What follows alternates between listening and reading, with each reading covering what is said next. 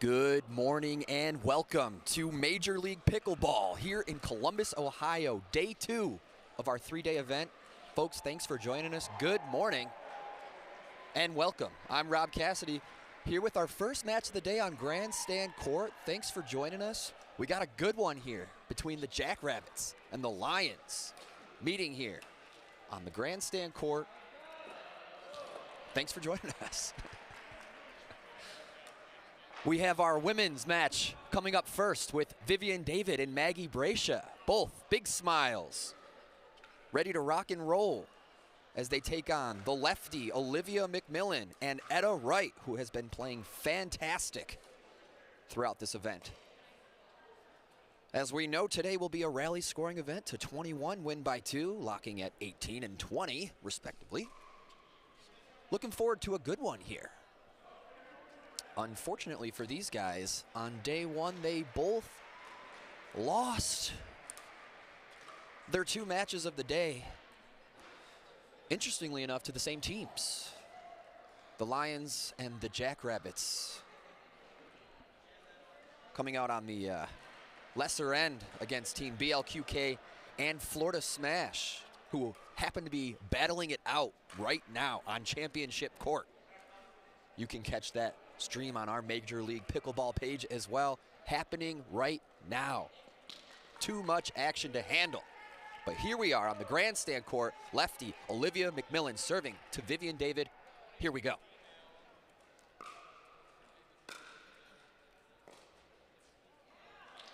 Oh, and a missed third for first blood in this rally scoring.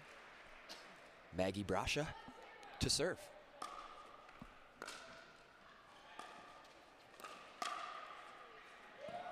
Right on the baseline. Vivian likes it. She's pumping her up. Good energy here going into day 2.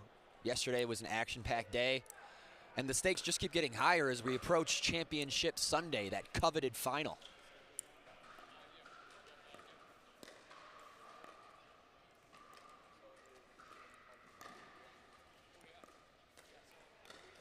Oh, yeah. Vivian David, classic. One of the best right-sided players in the game, male or female.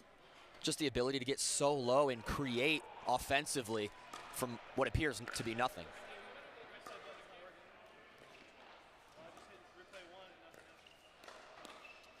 Etta Wright seems to be moving very well.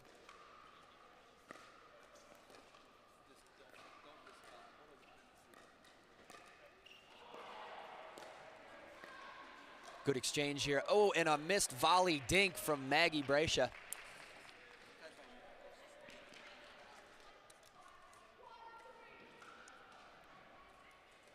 That's some good dinking.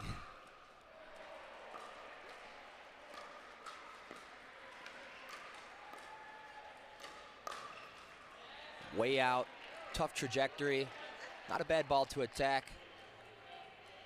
Might have preferred for it to be a little more linear to stay on court. But yeah, oftentimes dinking is mistook for a beginner strategy. It certainly is not, and you want to have some variation in your dinks, and much like a pitcher in a baseball game, you want to have some different pitches for the batter, different looks. Sometimes forcing your opponent to take the ball out of the air when it's below the net is very favorable. Another point for the Jackrabbits.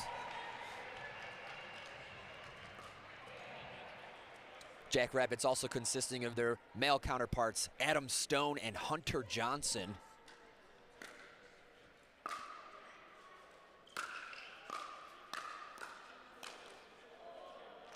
Good exchange, side out.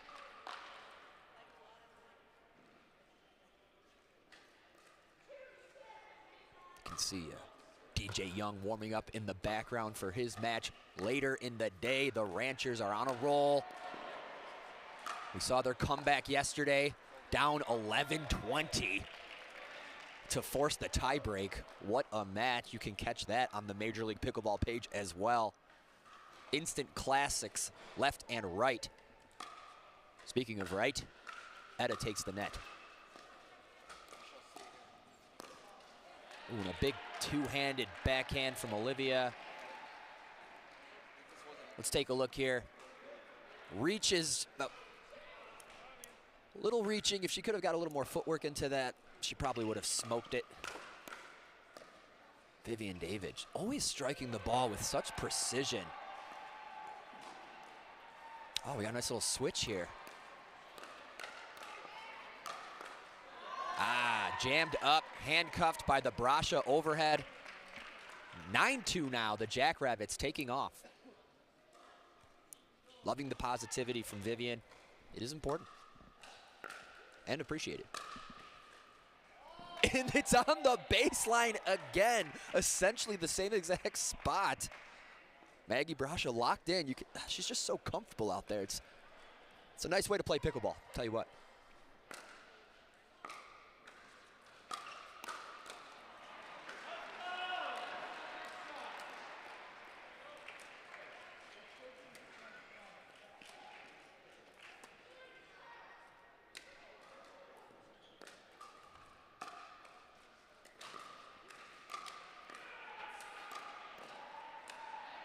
Ah, tricky. Using placement over power to not allow Olivia McMillan to that kitchen line. You see in these rally scoring formats, the teams would like to cut out even more of the risk, given that every mistake is a point on the board for the other team. Easier said than done. Then there's players like Rafa Hewitt that just, what is risk, what is reward? Everything he does is just so dynamic and fiery.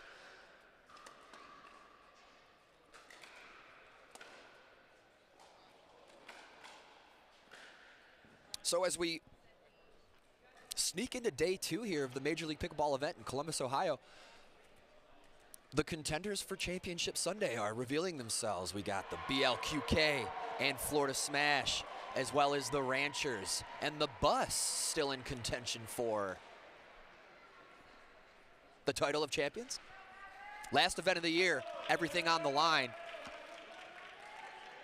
All right, looks like our ladies are ready to go here. The side switch at the kitchen line. Olivia to receive. They've switched sides to mix it up. Hey, when you're down 11-3, I like that they're using their options.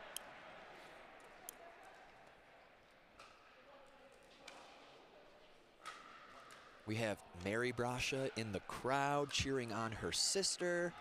Mary Brasha is on Team Mad Drops Pickleball.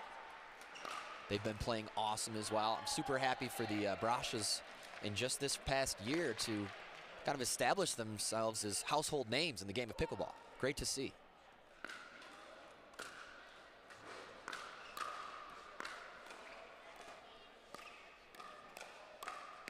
Ah, just a little behind it, a little late.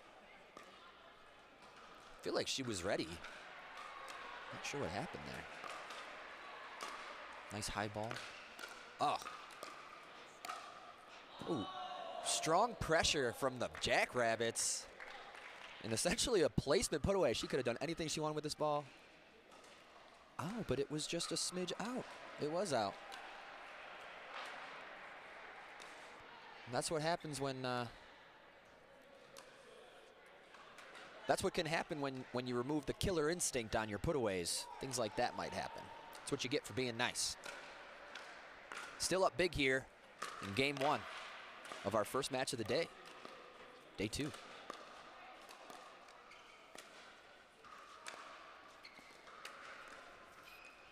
Oh, that's tough.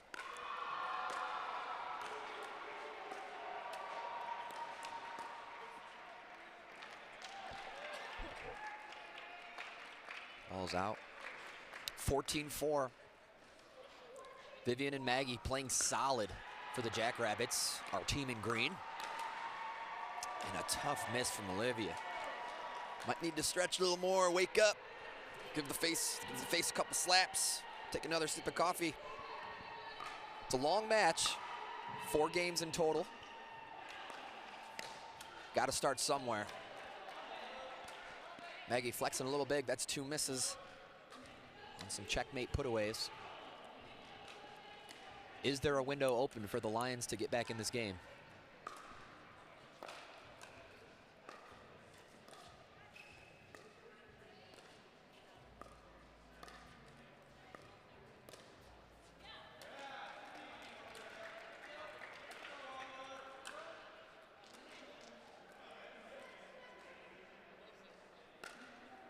Nice hard work from Olivia McMillan. Oh, beautiful third shot drop. Sets herself up, but handled by the Viv. That's nice defense.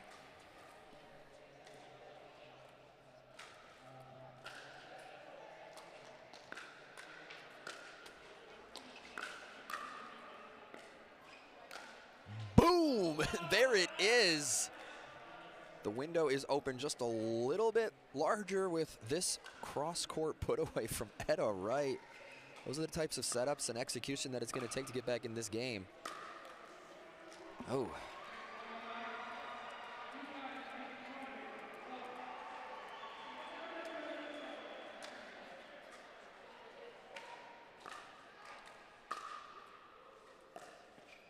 Nice deep serve return from Olivia. There it is. You can you can see the shifts. Like there's certain things you can see that are just like telltales that they're going to win the point. For example, Olivia McMillan, in terms of her positioning, was there before the ball got there on that last point. And I mean, only good things can come from that. Oh, I feel like a switch has flipped for Olivia. She's making that transition from survival mode into predator, but Maggie doing what she's supposed to do with every single ball. That's a good put on. You can see Chuck and Thomas strategizing on the sideline, loving this team event atmosphere. High stakes. Every game and every match, you're playing for money. And what a great time to be alive that these professionals can play pickleball as a profession. Oh, Ed is ready for that one. Moving well. Trying to force that forehand from Olivia. She's all over it. Really working that corner. They found a spot that they like.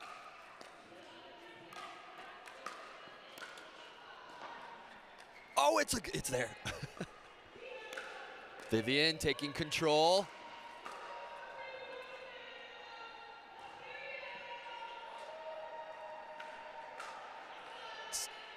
They want to call it out. They want to call it out. It's tough. As we know, the rule is, or the spirit of the rule is, if there's doubt, it was in. They do have legs up to check if, you know, the ref saw it in or out. They could even challenge themselves if they want, but they're going with the timeout.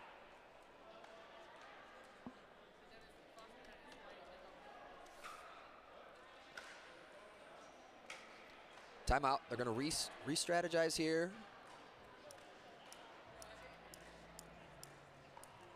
$19-9. That's one of the bigger leads we've seen this weekend. They might drop this game, but they're still in the match, very much so, as they kind of settle in. After the women's match here, we'll have the men's, followed by the two mixed. Be interested to see who plays with who.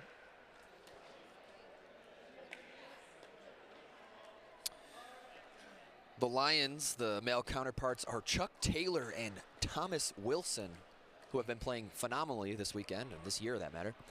Changing the game, really, bringing what they do to the game and evolving it with it.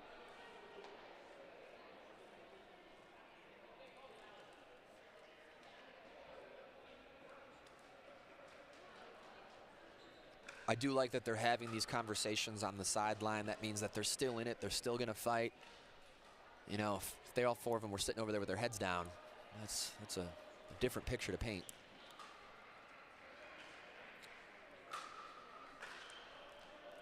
All right, ball in the hands of the Lions, which indicates that they did call it out.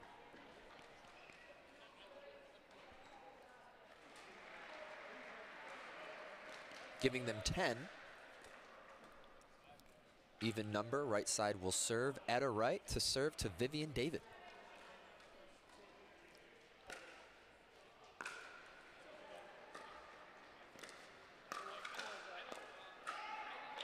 Vivian David coming out on top in that exchange.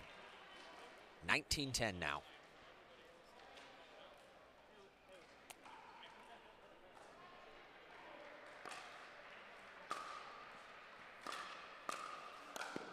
huge. Huge presence from Vivian.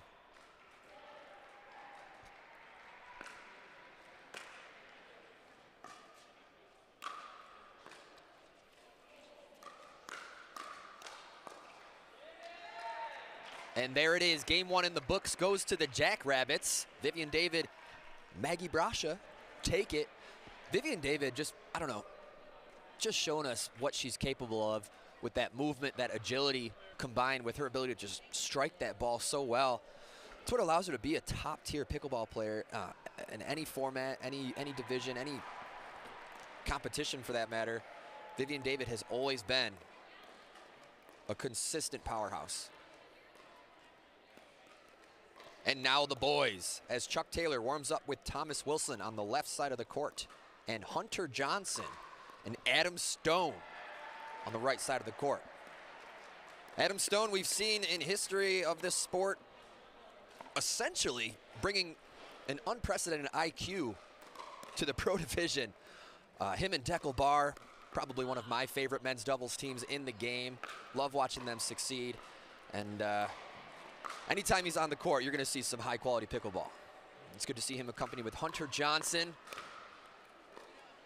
proving himself this year with brother Yates Johnson on both the singles and men's doubles sides with huge wins. They haven't gotten that huge win against me yet, but they're knocking on the door. All right, as these boys finish warming up, we're going to take a short break, and we will be back with our men's match. Folks, good morning, and thanks for tuning in. We'll see you in a minute.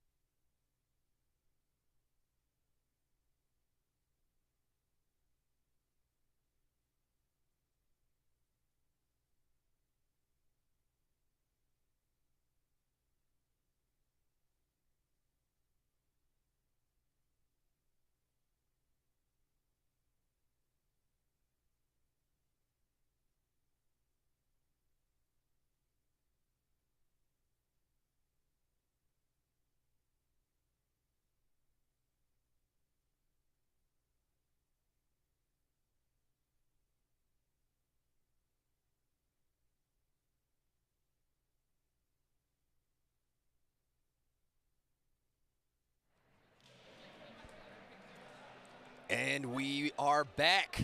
Good morning, everybody. Rob Cassidy here with our first match of the day at the Major League Pickleball event. The boys are taking on the boys. Thomas Wilson and Chuck Taylor on the far side, taking on Hunter Johnson and Adam Stone. Game two of our match here. Here we go. Chuck Taylor to serve, crushing it in those shorts.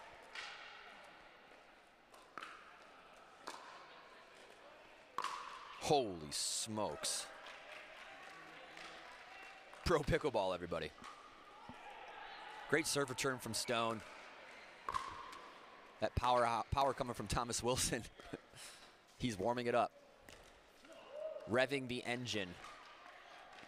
And here we go, folks. Back and forth. This is going to be a good one.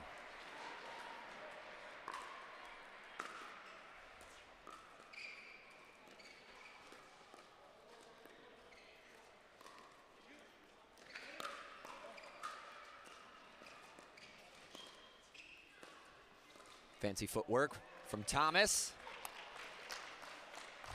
Unforced error from the Chuck Taylor. Adam Stone, locked and loaded.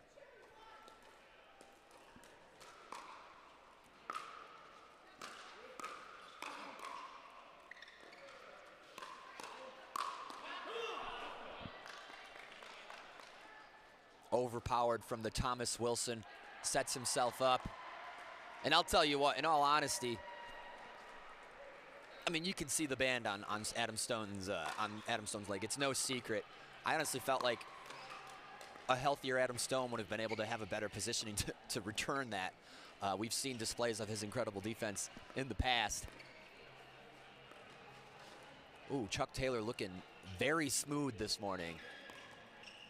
And the hustle from Thomas Wilson. It's a strong combo. Too many options for Chuck Taylor down the middle. It works. Had about between 13 to 26 options on that ball and went with that one.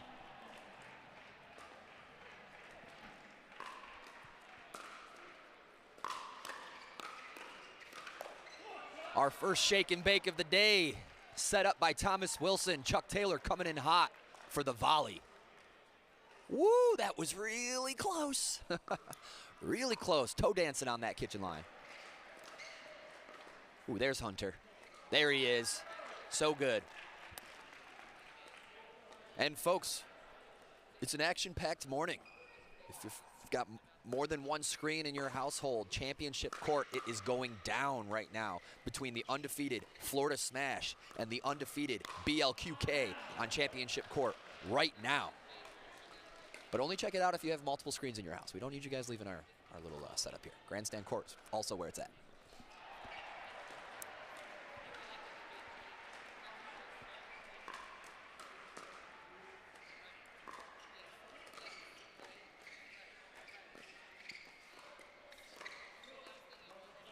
Off the net and unlucky.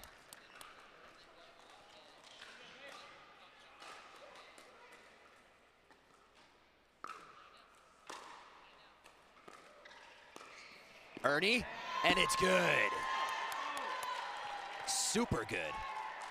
Identifies the high ball. Boom. That's the type of intent you want with your Ernie. The pros and cons to the Ernie, very much observable. You know, the pros of doing it is, you know, you get that nice angle, you get a shot that you normally wouldn't be able to volley. However, it can tend to pull you out of position. So you want to have the intent to kind of end the point, or at least be aware when executing the Ernie. Jackrabbits within two.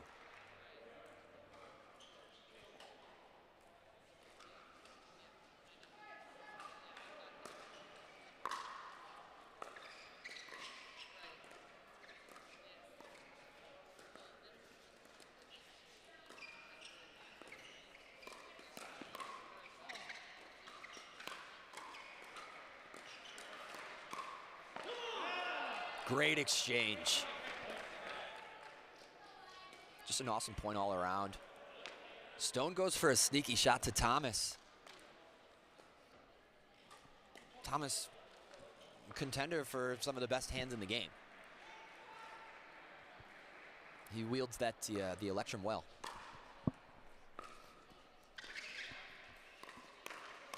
Ooh. Woo-hoo-hoo.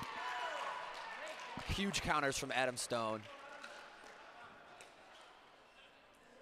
Loving how Thomas Wilson uses his footwork to give him options, give himself options on his dinks, on his attacks, on his initiates. Some real intense dinking has been occurring in this match.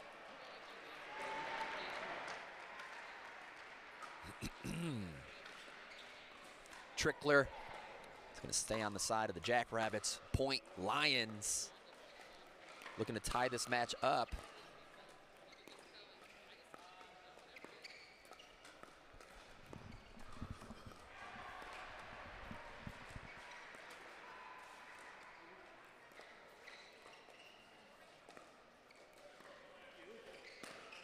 Ooh. Goes for the scorpion strike with the overhead. Had the option to play the bounce. I do like that take. Kind of was an all or nothing, and they're rewarded for that lob decision. Can't forget about the lob, folks. Yeah, you don't want to do it to your 86-year-old uncle. You don't want to be lobbing, your girlfriend if it's her second time playing. However, in a pro division match, men's match, the lob is good. Do it. It's 1/3 of your shot selection if you think about it. Drive the ball, drop the ball, or lob the ball. And how dare us deny ourselves 1/3 of our shot selection? Boom. That's good dinking. Adam Stone sneaking in a Michael Jackson impression. It's the type of celebrations we like to see after a good point like that. Or he might have just been cramping. When he does his Michael Jackson impression, they're pretty similar. Timeout called by the Lions, I'm pretty sure. However, it might have been Stone on that calf situation. Adam Stone, known to play hard. He's so committed to the game. I designed my, pregame morning ritual after him. I strive to be an understudy of the man, and he knows more than anybody that's how important stretching is.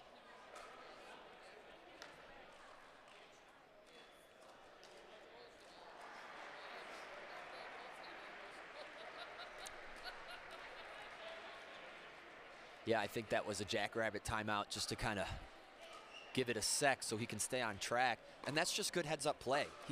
There's the example of that IQ. He's, professional poker player in a past life.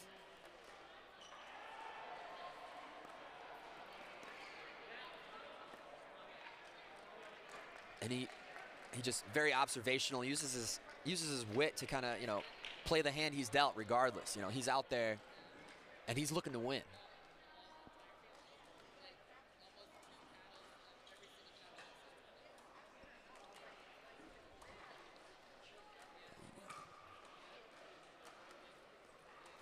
His calf injury happened earlier this year at the New York APP event.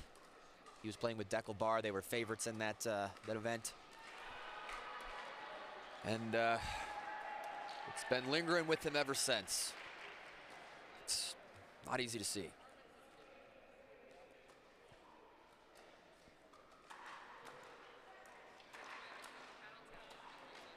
Thomas Wilson, healthier than ever.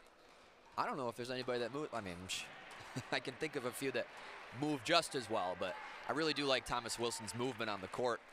It's just an agile, mobile, hostile situation. And Chuck Taylor, always see him taking care of his body as well. These folks know how tough it can be. They say it's an easier game on the body than tennis.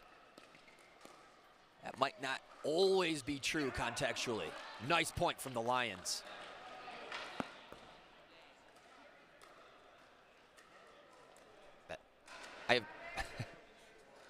That's the first time I've ever seen Adam Stone pop up the ball in my life.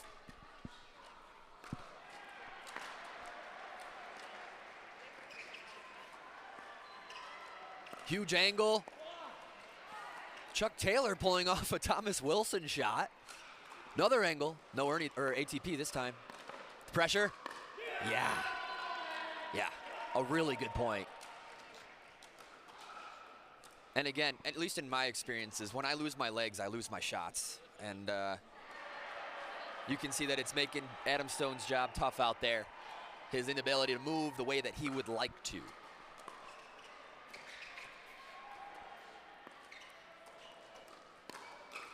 But the hands are still there. The Jackrabbits. Counterpunch backhand from the Stone.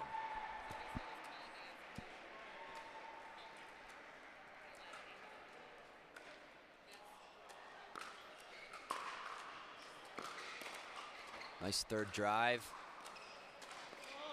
The downy soft from Stone.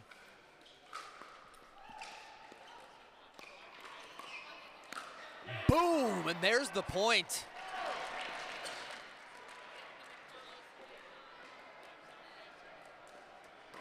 Beautiful put away, beautiful setup. Let's see if they can rinse and repeat. Lions up 3, game 2. Major League Pickleball, day 2. Ambitious drive, and it's out. And that's a point for the Lions on that off execution. Love to see that into the paddles. Got to make your opponents play here. Slicey return, handled by Chuck. Thomas with the volley. Back to neutral. Intense dinking. Oh, the movement, ATP, it's there! There's the Adam Stone we know and love. Look at the hustle, positioning, the timing. Thomas forced to play the ball as that ATP was coming back. Big serve from Johnson. Offense into an angle finish. Building momentum here. Chuck Taylor, Thomas Wilson looking to shut it down.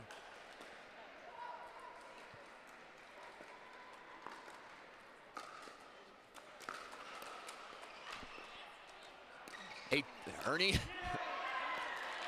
handled here at the highest level of pickleball. At some parks or some backyards, Ernie might mean point over.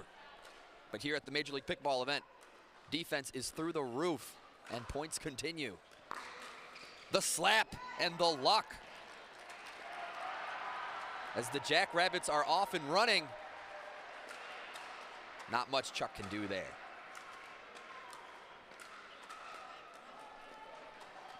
Locked up at 14s here. Stone to serve.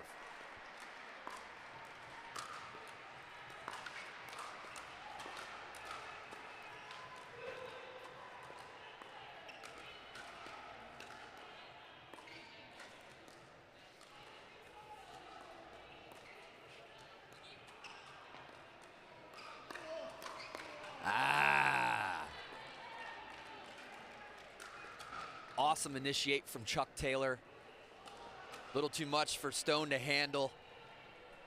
Great attack from Chuck. Just kind of handcuffing Stone immediately.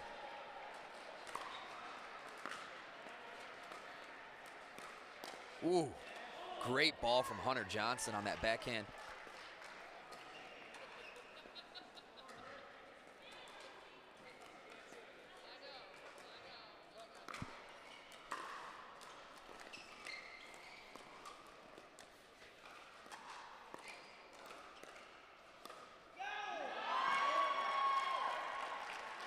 Good eye, good heads up play from Hunter Johnson as they take the lead for the first time in this men's match.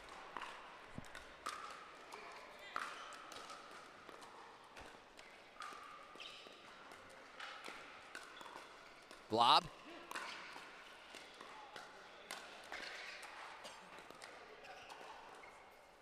Back to neutral. Well diffused by Thomas Wilson. Are we going to see a second lob this point? Ooh, off pace initiate.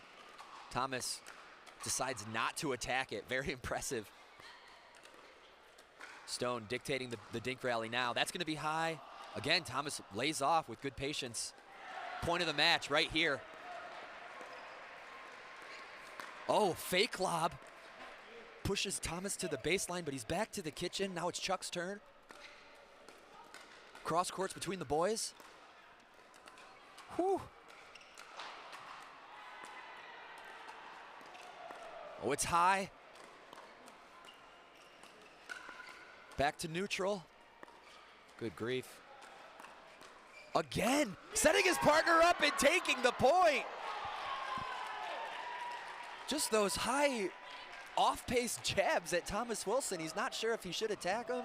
Is it bait? What is it? Forcing the timeout from the Lions. What a turnaround. Jackrabbits up 2 in game 2 at MLP. If you're counting along at home, that was a 69-shot rally. Great patience, but you can also see, like we mentioned earlier, the intensity in these guys' dinking. A lot of people mistake the dinking game for this passive occurrence of exchanges, and you don't want to mistake patience for passiveness. You want to stay intense, you want to stay purposeful with your dinks to dictate your opponent. Stay patient, but keep the pressure. That was a very impressive point. 17-15 now, Jackrabbits to serve. Thomas Wilson, Chuck Taylor looking to regain that steam that they had earlier in this game.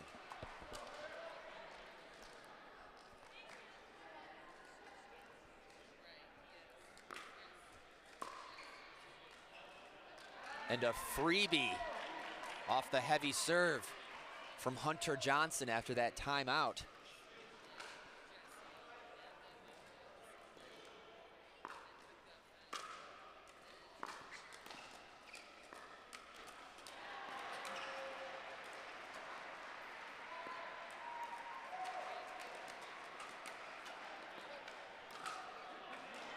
A nasty ball from Chuck Taylor. Routine. Another day at the office put away. Year of the Chuck continues. And these boys aren't going nowhere. 2-point game here.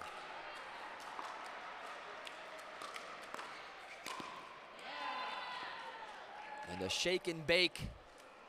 Inverted this time as Thomas is the one putting this one away. Great volley. You can see how he can come forward to the ball. Something you can't do when you're already at the kitchen line. Huge hands, huge overheads. The Ernie Dink is able to recover. Lob for more time. The overhead comes in hot from Hunter Johnson. The Jackrabbits are fired up at 19.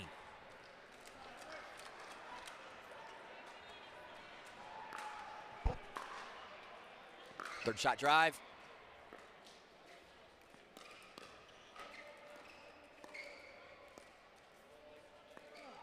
Whew. Staying low. Oh, the lob. The bounce. An angled Ernie. Put a lot into that one. Sails deep. Lions within one.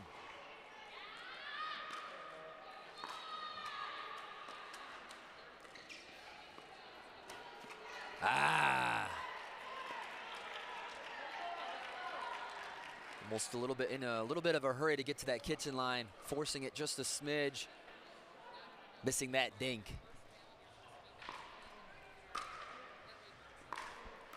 Gives Jackrabbits a game point. 2018, both teams are locked in. Traditional scoring from here on out. Ooh, that was so close. So the Lions will remain at 18 because the Jackrabbits reached their 20.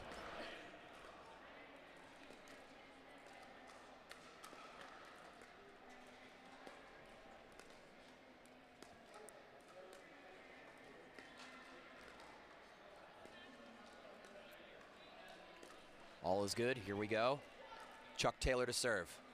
Need 2 big points here.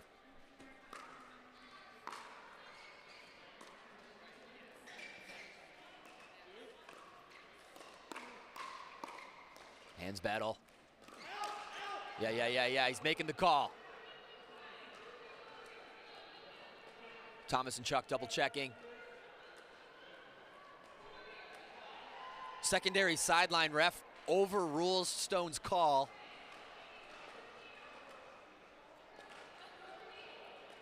Stone made the call very abruptly, and it's his call to make. You know, it's not Hunter Johnson. Yes, he's close to the ball, but he needs to be, his eyes are on executing the shot. Stone, as a partner, it's kind of his obligation as a teammate to call that ball. Overruled by the referee. I think we're going to go into a challenge here. Our first challenge review on Grandstand Court of the Day. We got a nice little camera angle here. Let's take a look. The net will be in the way of this. Oh, And good gracious to me, I'm not going to let him hear me, but that ball looks out. There's a lot of things in the way. Wow, that's pretty out as my context clues lead me. However, with the net in the way like that, if I were a referee of any context, I would say not enough to overrule, inconclusive. Oh, we got a different angle here. That would be nice. Oh, I missed it. The referee that made the call also did the review, which is a fun little interesting fact.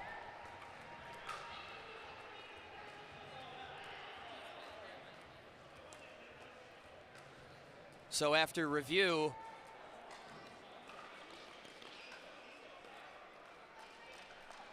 I hope that they said inconclusive, not enough to overturn.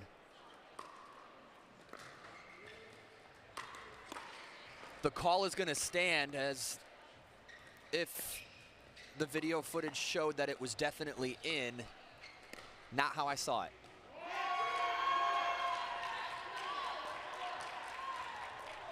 One-point game in here.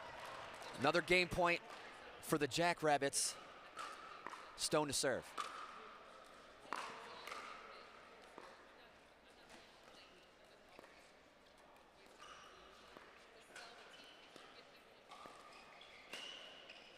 Crisscross. Chuck off the bounce. Another high caliber point here. Notice the movement in their dinks. They are not standing still, folks. Take some notes. The attack, the follow-up.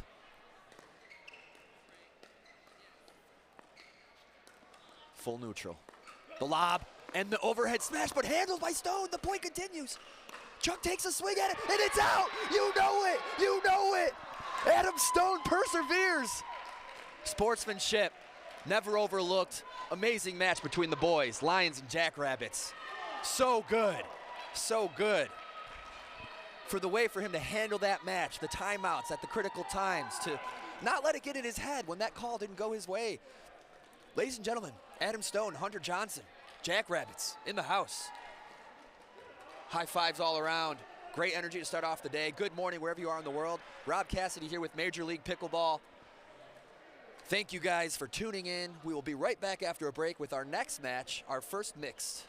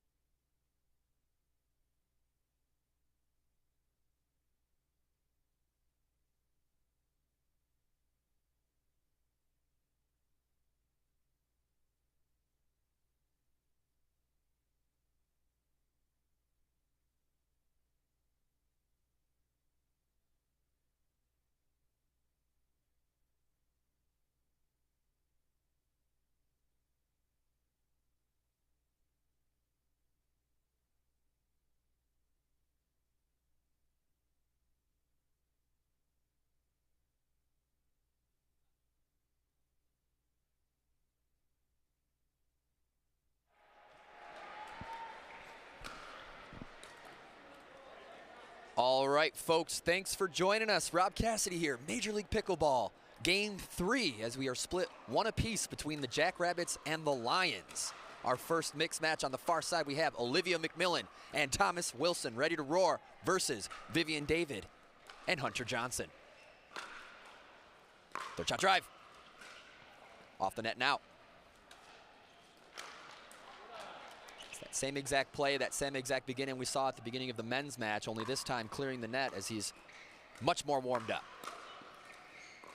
Thomas Wilson able to take control of a point, able to take control of a match in the blink of an eye.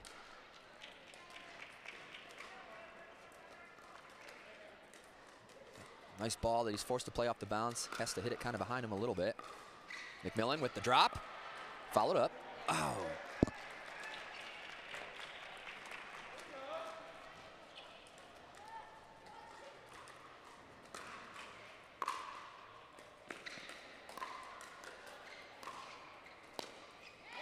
Whew.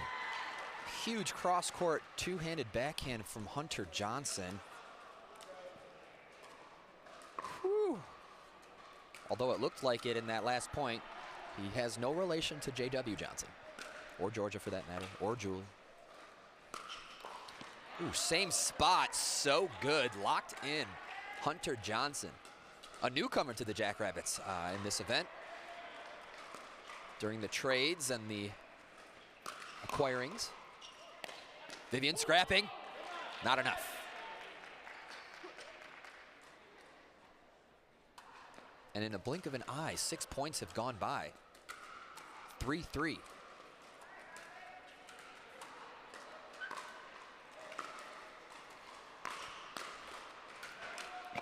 Oh, and all the hustle from Thomas Wilson. Another unlucky bad boy.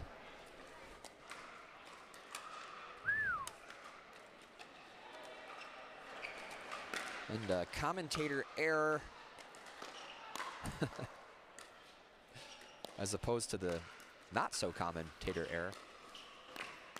Jackrabbits are up 2. They're not split one game apiece. The Jackrabbits have taken the women's and the men's, and will need to take both of these mixed to push to that Dreambreaker.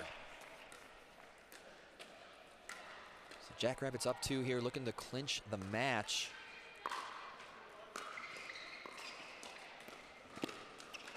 Big Ernie, he's back on the court, and they pull it off.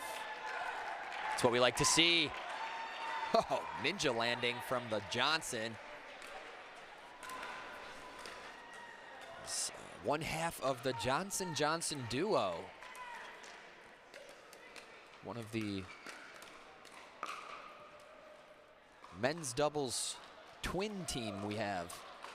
Brothers, twin brothers. Hunter Johnson and Yates Johnson,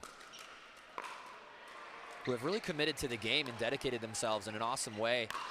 Tennis converts for sure, but it's great to have, not but, and tennis converts, and it's great to have them in the game. They've really soaked it up and have been embraced into the professional pickleball community. Now here he is at a Major League Pickleball event, playing well. Thomas getting huge. ATP goes for a lot in the post. Is the victor on that one. I definitely think he had it here. Could have waited a little longer, but he wanted to kind of sneak it in on Viv. That's the tough thing, you know, on these ATPs. Vivian's there, so he's got to make that shot count. Smoked with the Diadem Warrior edge.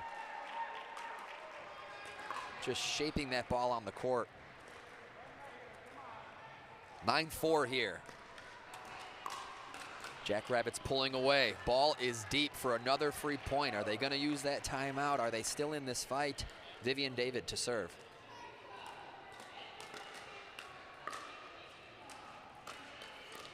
Nasty drop.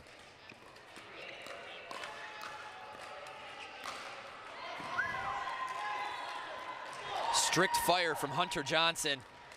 That third shot drop was smoking. I don't even know that third shot drop, pace drop. That was one of the higher MPHs I've seen on a third shot drop.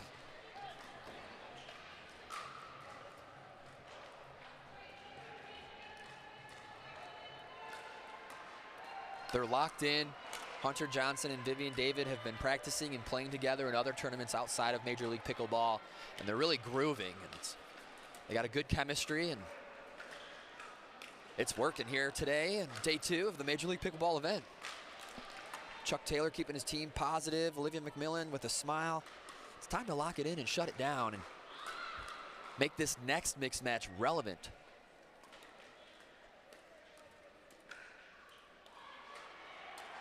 Adam Stone with a big win with partner Hunter Johnson in that men's doubles match. There's Vivian getting low. Classic Vivian play right there. It's really good. Getting low is good. Pro tip of the day, get a little lower. Lower, little lower. That's good. Ooh, Thomas Wilson looking to pump himself up. Threads the needle here down the middle, off the bounce. 5-12. Let's see what they can do here to get themselves back in it. That's not gonna help. There's that classic occurrence in pickleball when you start to really want it more, you start to do more, and then you get bigger on the court in terms of presence and start to get maybe a little too big. You really want to stay proportionate with your partner in these doubles matches.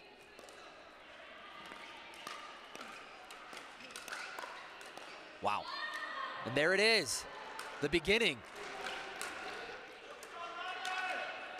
Got to keep that faith, that partner faith. 6-13. Millen's fired up. Thomas takes the third. Sidelines there a little bit.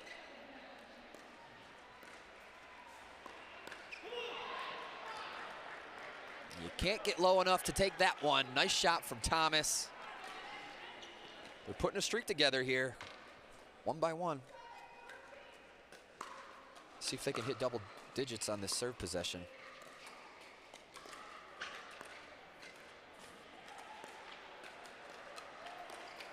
Off the net. Thomas scrapping.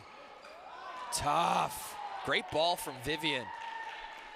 As Wilson looks to cover as much court as possible, Vivian just kind of puts it on that sideline, and he was already heading elsewhere. Great heads-up play from Vivian David.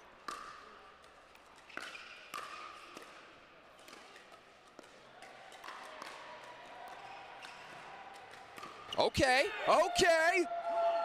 Huge journey from the lefty, Olivia McMillan. She sees it early. Oh, yeah. That's beautiful.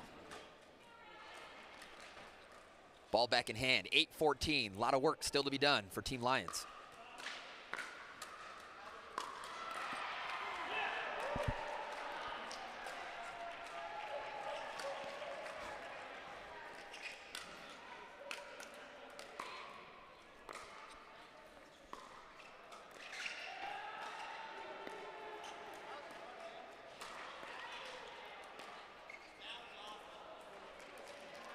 Ball is out.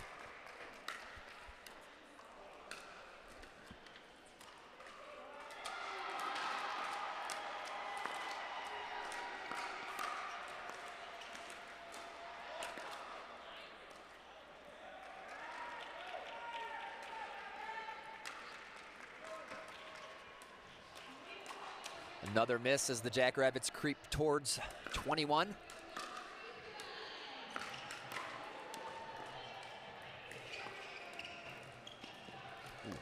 Thomas wants it all. He's hungry. The defense from David and Johnson able to neutralize. He's forced to attack, but the counter from Vivian, too good. Thomas Wilson doing everything he can, sending patience to the wind and looking to get the guns out. It's tough when your opponents have hands that can just counter any type of weapon you have. Oh, and that's a lot. Little frustration from the Wilson. We're going to sneak in a timeout for the Lions.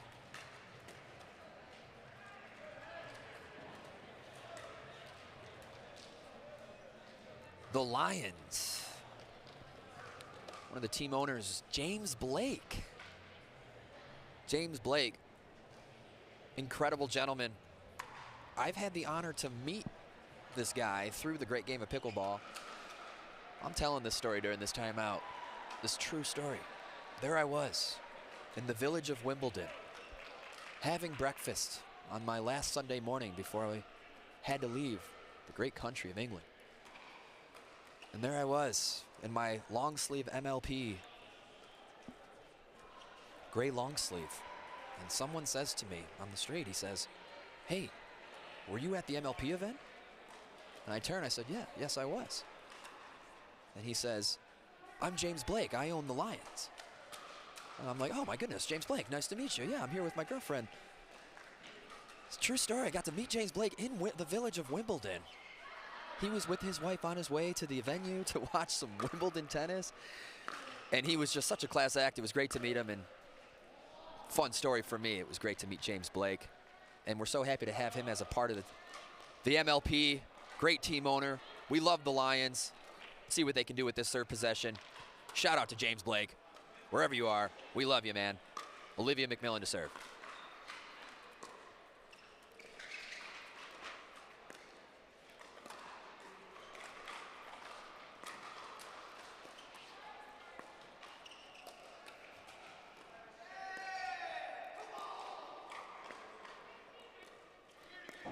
Here we go. These are the type of structured points that we would have wanted to see out of the Lions from square one. That was just a beautiful point. You know, the balance of patience and pressure. I mean, Thomas Wilson's there for that put away because Olivia McMillan's doing her job because she's allowed to, given the space.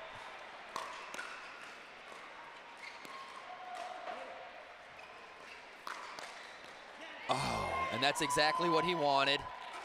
But again, you know, in these last couple points, he's playing proportionately. He was there on his sideline to defend that ball from Vivian.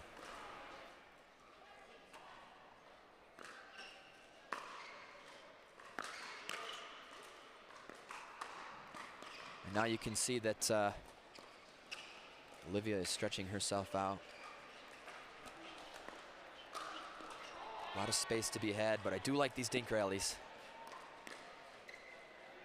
Forced to play the bounce. Boom. That's it. This is what the winning strategy equation looks like. Patience and pressure.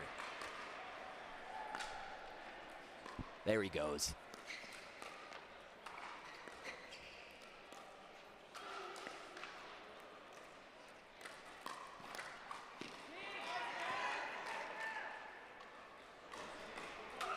Vivian setting herself up, creating the hole and putting it down the middle. Thomas wants to call that ball out. Head coach Adam Stone letting him know what their options are.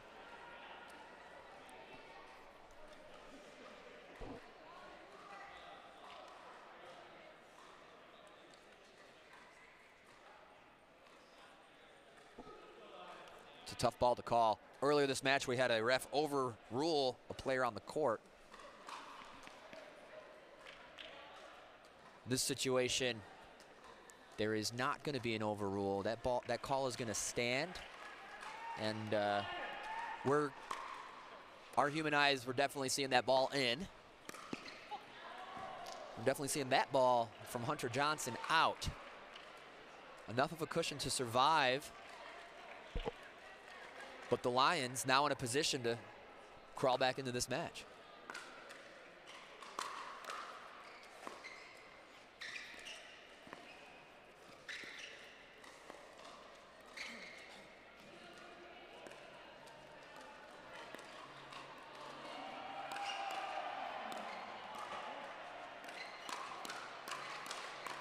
Vivian David going toe-to-toe with Thomas Wilson. It's not over yet.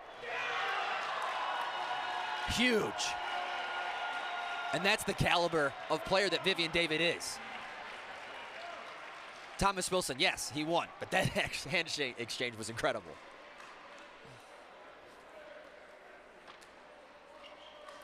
Neither team's locked. Rally scoring continues. Thomas Wilson to serve. It's getting interesting here.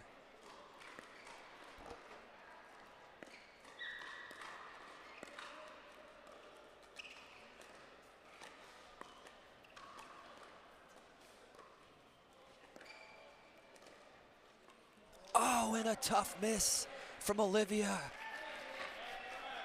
She's been diligent, she's been staying patient. A tough miss to give the Jackrabbits a game point and a match clinching point as well.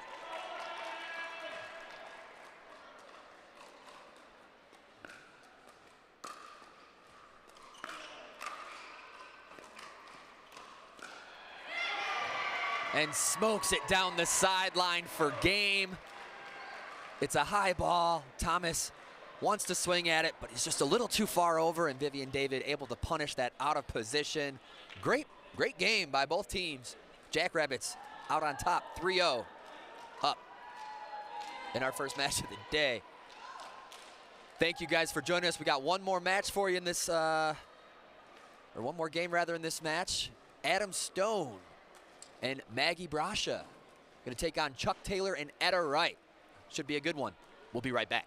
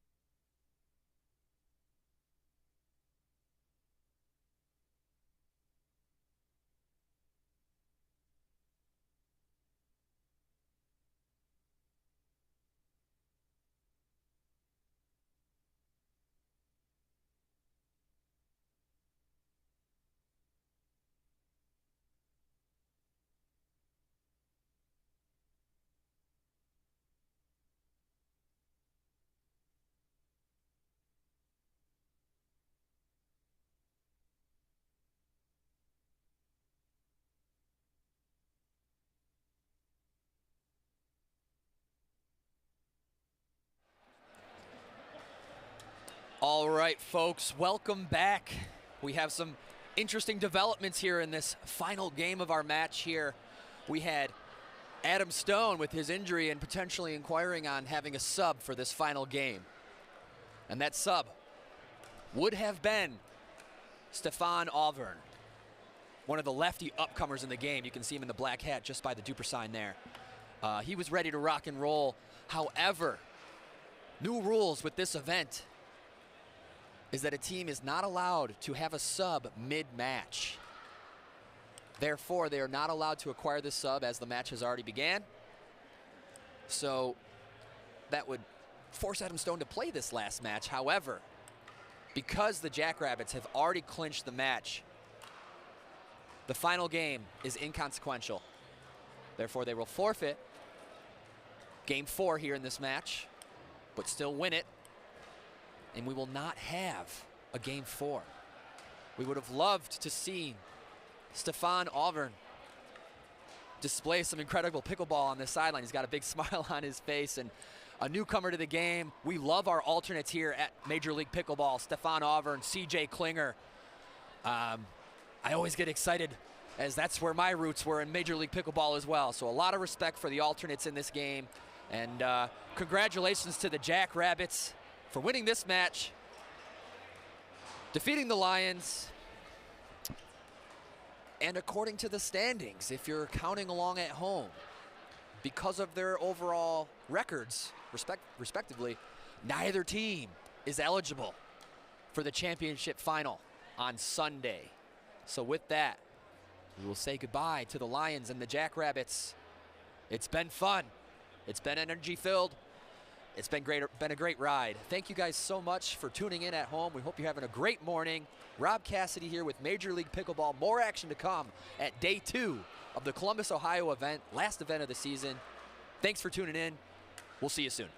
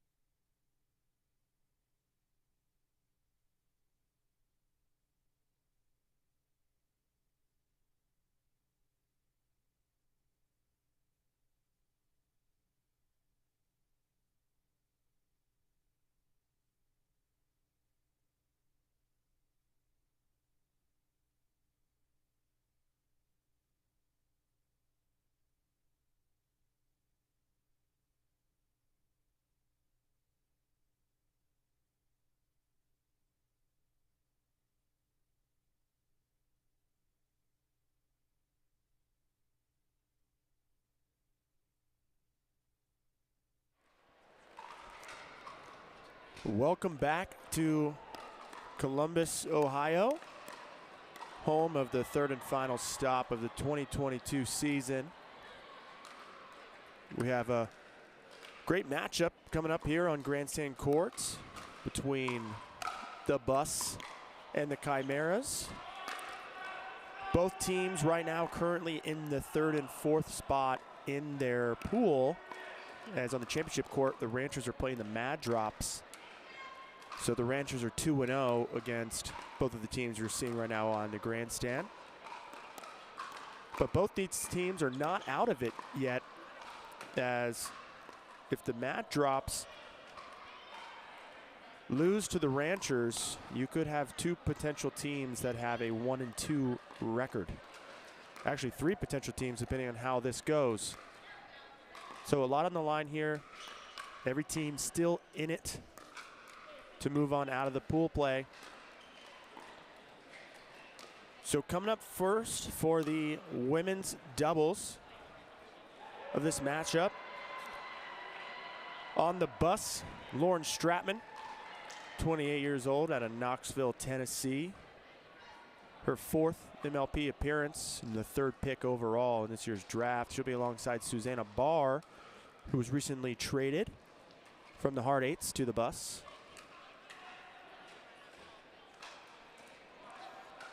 44-year-old out of Boise, Idaho. She was the 18th pick of the draft. And across from them is the talented side of Andrea Koop, the #1 overall pick this year, alongside partner Megan Fudge, who was the 24th pick.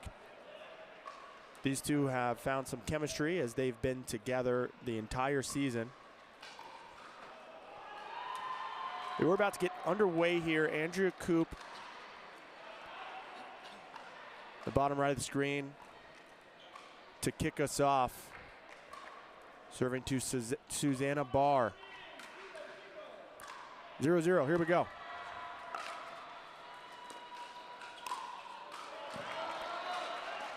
And a big put away from Lauren Stratman.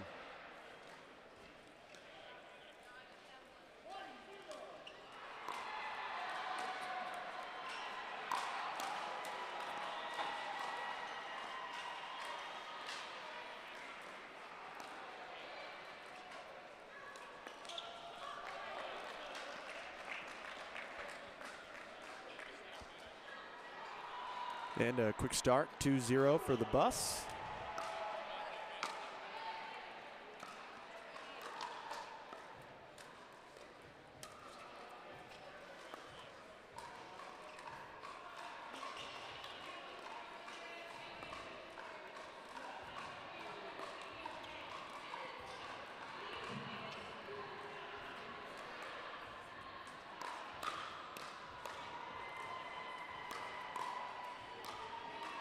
And Megan Fudge through the middle. You can see right here, both ladies on the Bus thinking the other was going to make a play.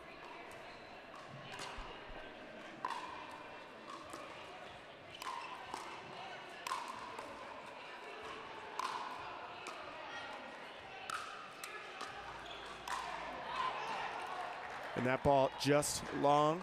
Fudge and Koop fight to stay alive in that point. You see that ball probably 6 inches out.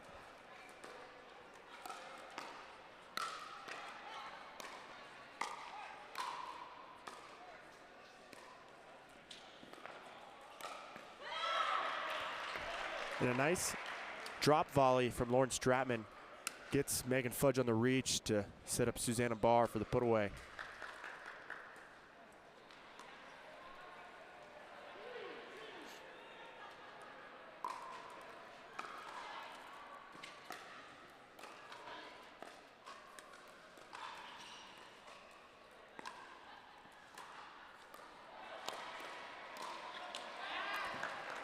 And Lauren's ball sailing just long.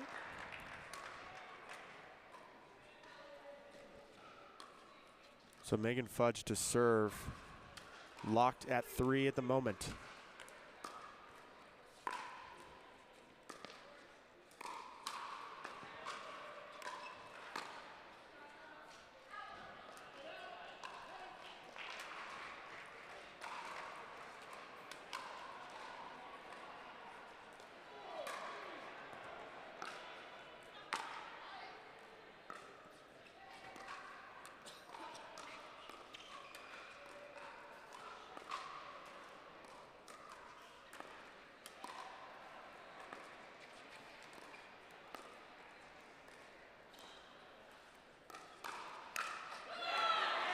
And Susanna Barr with the quick trigger pull there, gets Megan Fudge to pop it up, and the easy put away.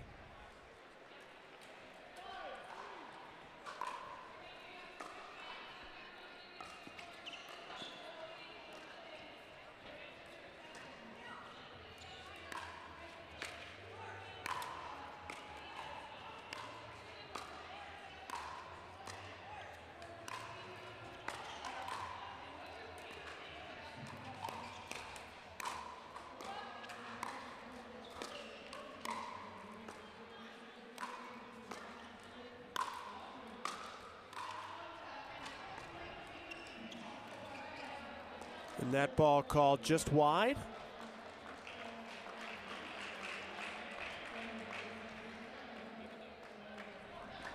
So great defense from the Chimeras, but unfortunately, one ball just lands just outside the line. 6-3.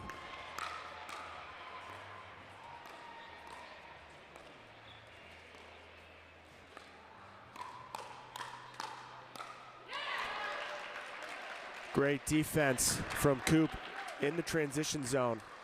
Look as she backs up, gives herself more time. Keeps that ball nice and low. Fires back at the bus. And that ball just out of the reach of Coop as Susanna Barr finds the angle.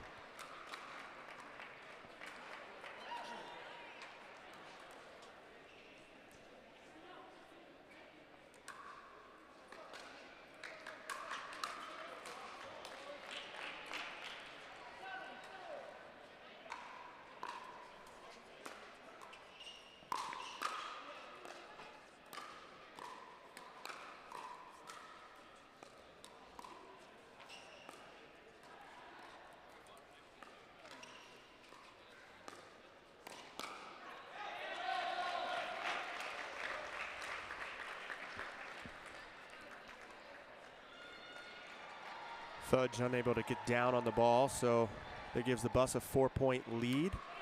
Looks here like Megan Fudge wants to switch sides and play on the right.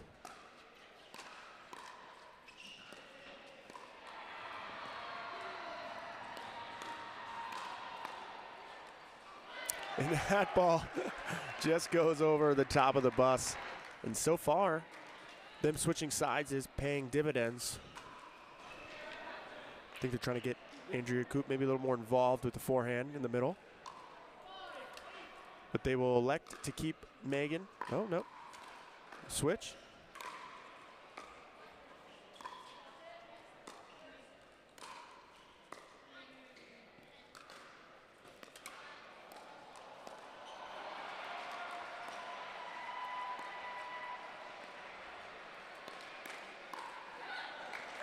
And Megan Fudge with the big counter on the backhand into the feet of Stratman.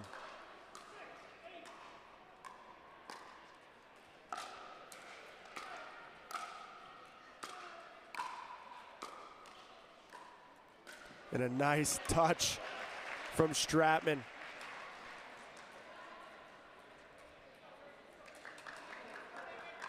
Lovely placement there.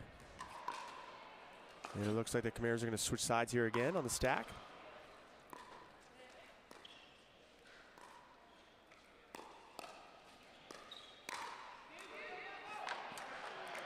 And that net cord going in favor of the bus as it just rolls over.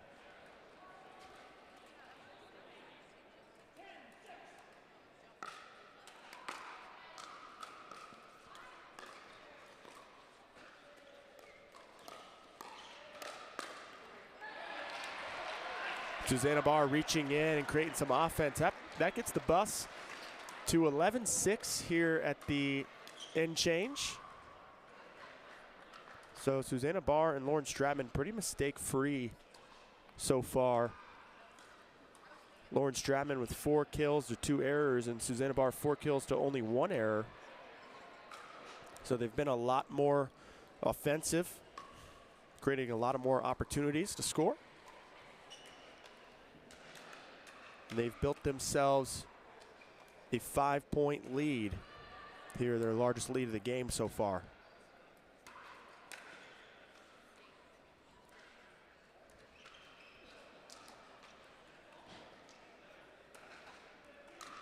What's interesting is every time Lauren Stratman has hit the third shot, they have won the point. Or Susanna Barr, they have only won 42% of the points. Thank you to 002 Stats for keeping me informed.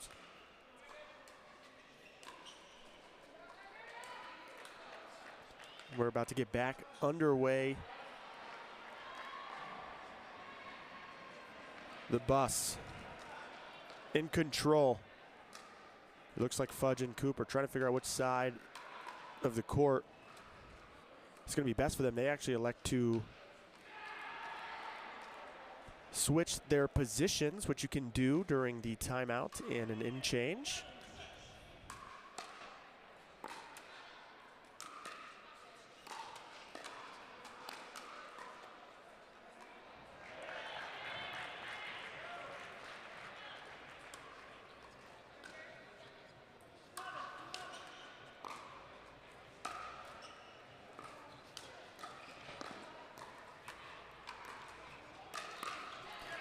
And a net cord help caused Coop to basically give Susanna Barr a sitter. Sometimes the net does not go your way. So 12-7.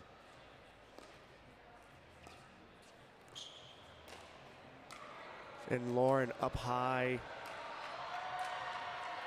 into the body of Megan Fudge and an apology. But a great target from Stratman. As that return just goes wide, the Chimeras do not seem to be in rhythm so far this game, but there's still plenty of time, as now the Bus have doubled the score of the Chimeras.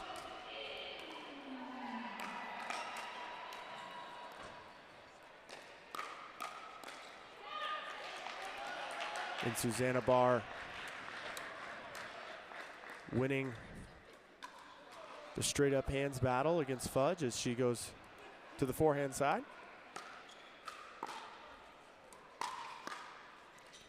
That was an excellent volley from Fudge.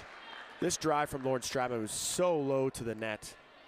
So a great job for Megan Fudge to be prepared and clear that volley over the net in such a fashion that Stratman could not get to it.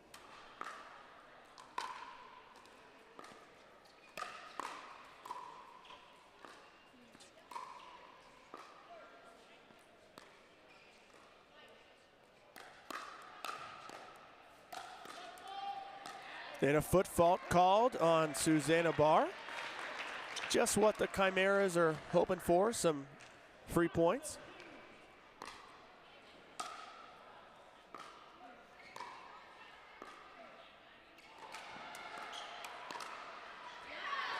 And that ball just catches the corner off the backhand roll of Lauren Stratman.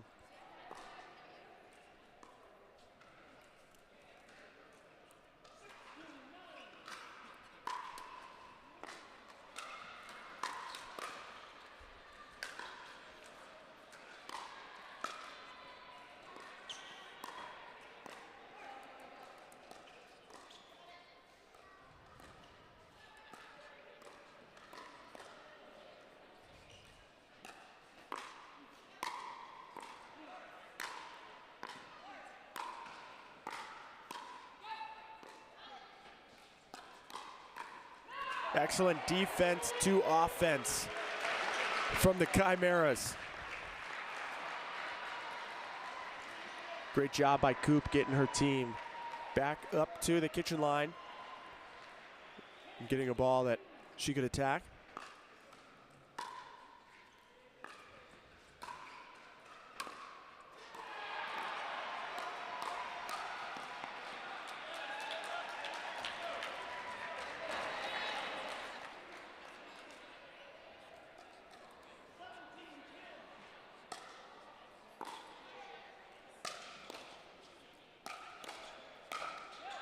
Offense being brought from Susanna Barr. I think she switched to the southpaw there as it goes long. 6-point deficit.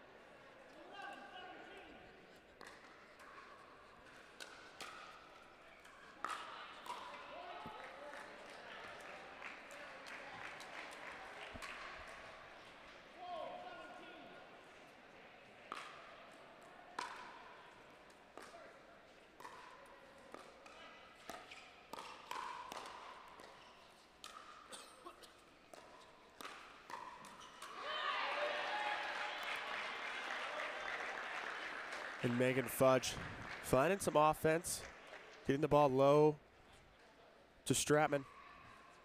Now they've brought this deficit within 4. The Bus had an 8-point lead at one point.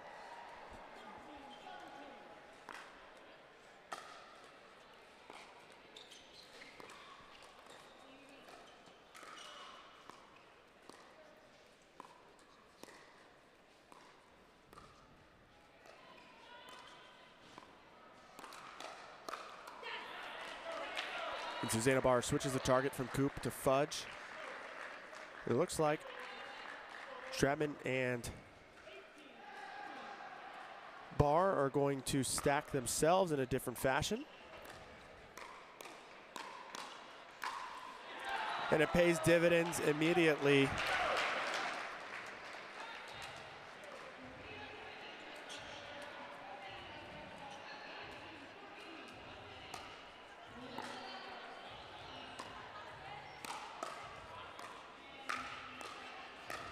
Susanna Barr, I formation, taking care of business.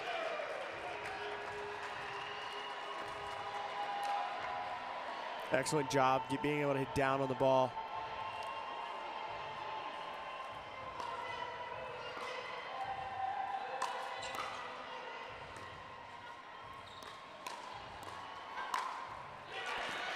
And Lauren Stratman gets it done, 21-13.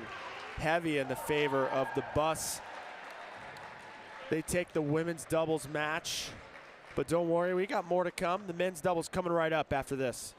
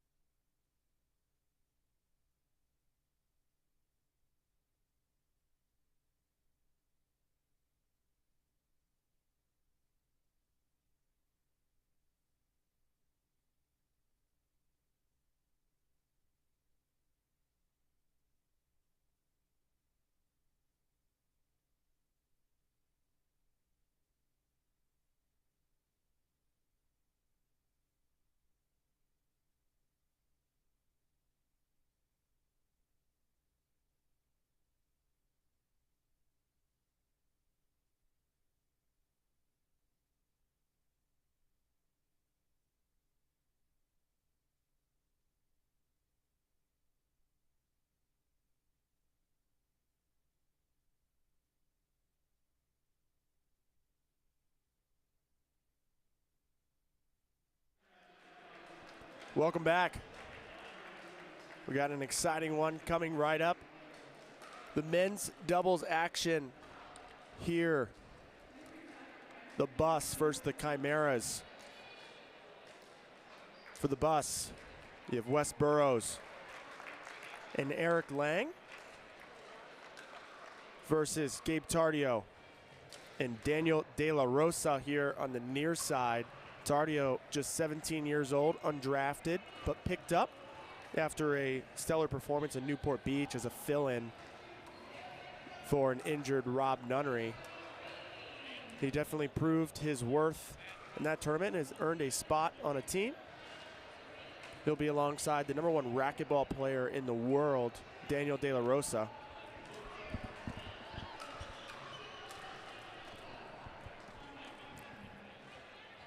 Eric Lang has been around the pickleball scene since 2017. And Wes Burrows. Nice spot there from Burrows. Burrows out of California. Doesn't play a full schedule of tournaments, but when he does, shows his worth every time.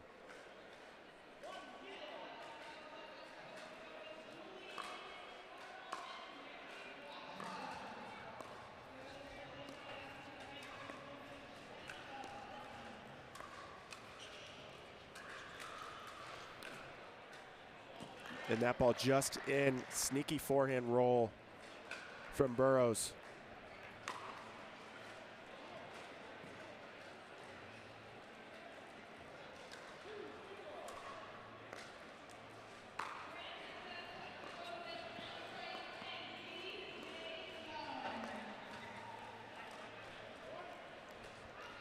And that dink just wide. So strong start for the Bus.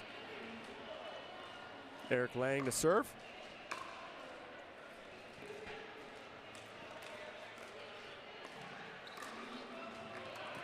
And again through the middle.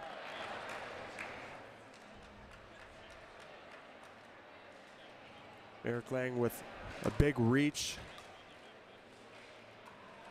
Will look to take a lot of those balls out of the air. I was talking to him last night. He was saying that something he wants to get better at is trying to use more of his size to his advantage.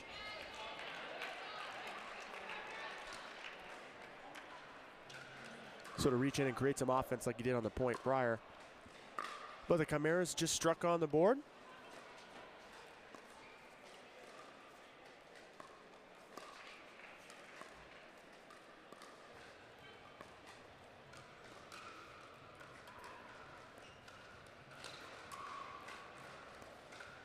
Ernie. And Tardio found the lane through the middle, but just pushed it long. Tardio holds that forehand really late. He got Eric Lang guessing to the sideline. Opened up a nice alley down the middle.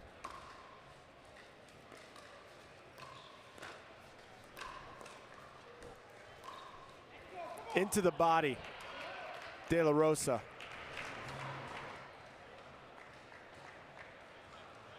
Burrows tried to get out of the way as it probably was going to sail long, but just catches him in the chest.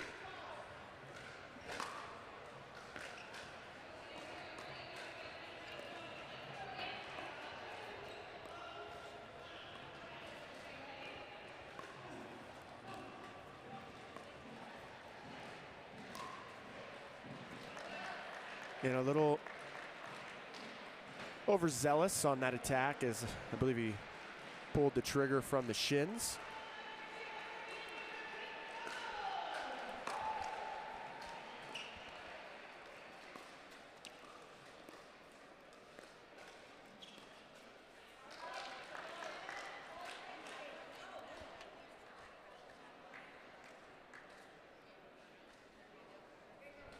So 7-2 for the Bus, already up 1-0 in the series so far. They're in a good position.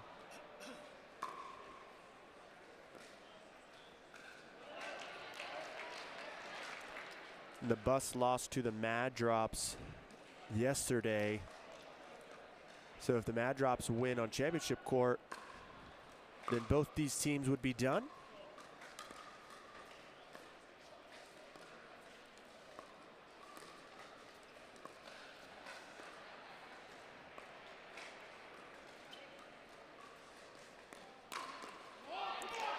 And a big forehand counter from De La Rosa.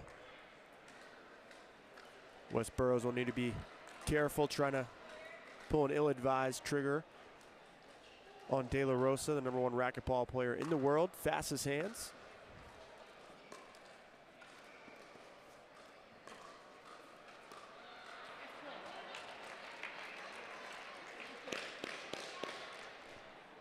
And a good run here from Chimeras. They were down 2-7.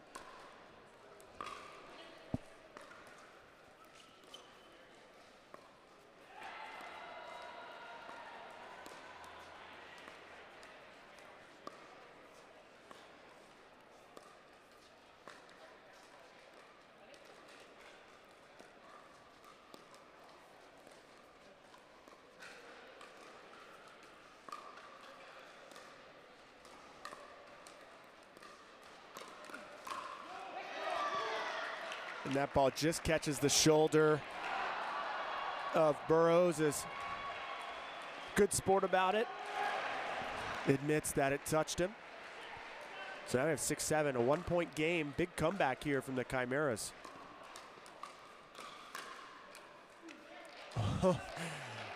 Way to be ready, De La Rosa, for the attack of Lang. Unfortunately, just pushes wide.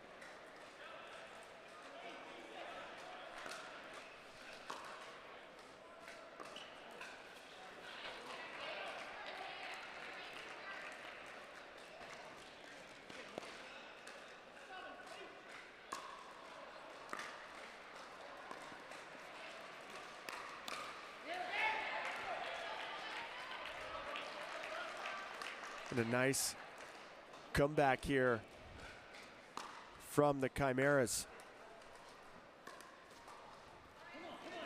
as they were able to tie it up, down 5 points. Now back by 1.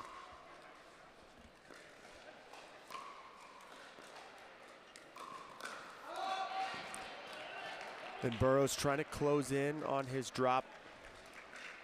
De La Rosa, good job recognizing Burrows, moving quickly through the transition zone.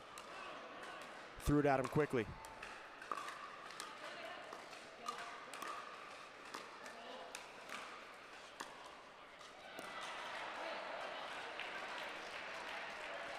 And a mistake from Lang as he reaches in. Missed the volley.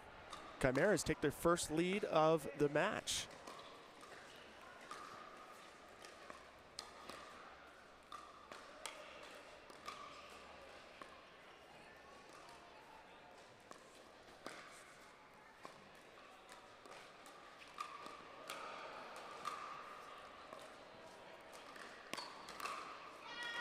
And Eric Lang with a nice 1-2 punch as he pulls the trigger at Tardio.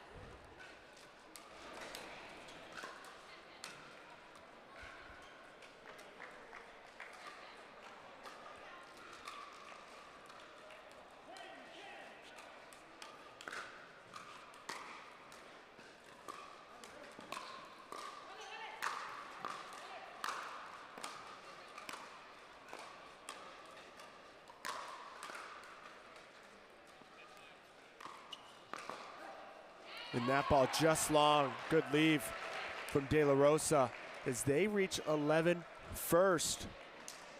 Down 2-7 at one time during this match. Able to have a nice run to get to 11 first on the side change. The momentum definitely in favor of the Chimeras.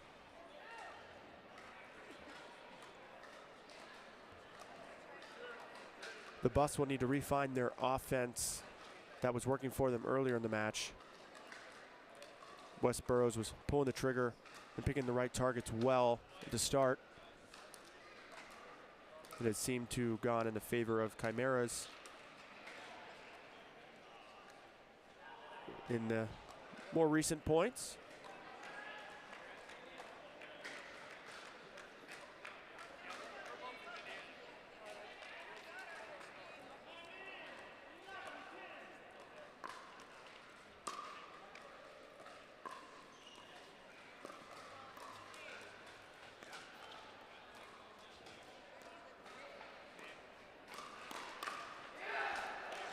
And a big two-hander from the 17-year-old Gabe Tardio. Going head-to-head with the big man.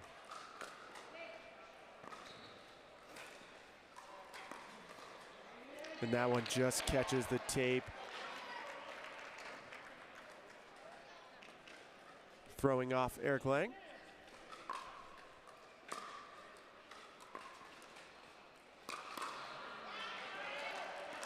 Lang returning the favor on Tardio with a quick pull right into about the waistline of Tardio.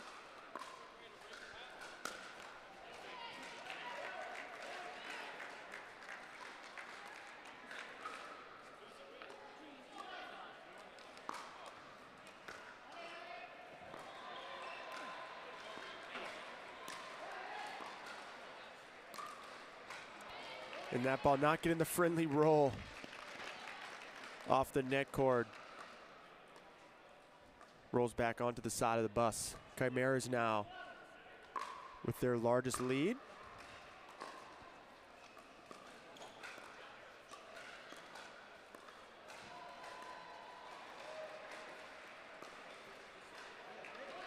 And unfortunate, another missed dink. The Chimeras have now started to target Eric Lang a little bit more than West Burroughs as they did earlier in the match.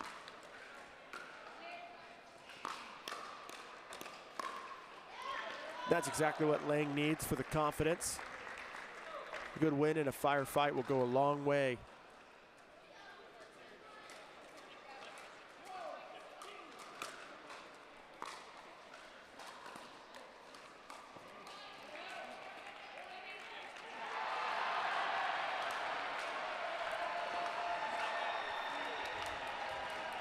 Large reaction over there on championship court, it appears, as we take a timeout.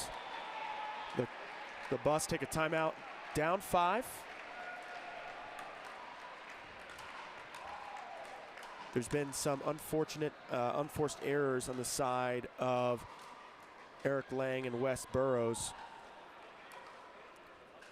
West Burroughs with 2 kills to 5 errors, and Eric Lang 4 kills to 6 errors, so both in the negatives. So it looks like here we're going to get a stack change. So we're going to change the positions of Eric Lang and West Burroughs. Sometimes that helps with the confidence, and maybe the matchup isn't the way they like. So this change could really impact the strategy and performance of both the Bus and the Chimeras.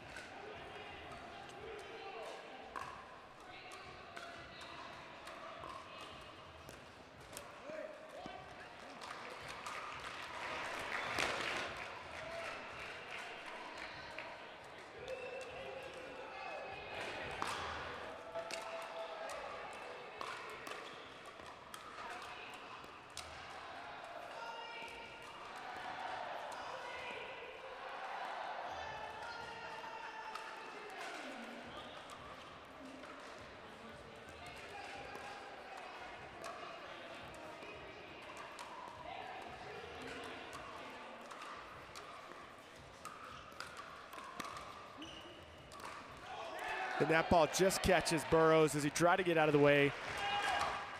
Tardio firing it at the body of Burroughs. 19-12. And he returns the favor up high at Tardio. Maybe some frustration from Burroughs, but the apology. 13-19.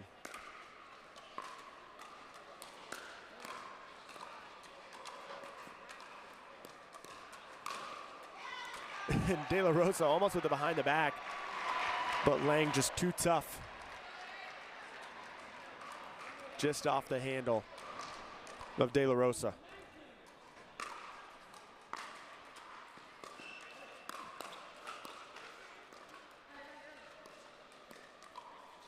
ATP just wide.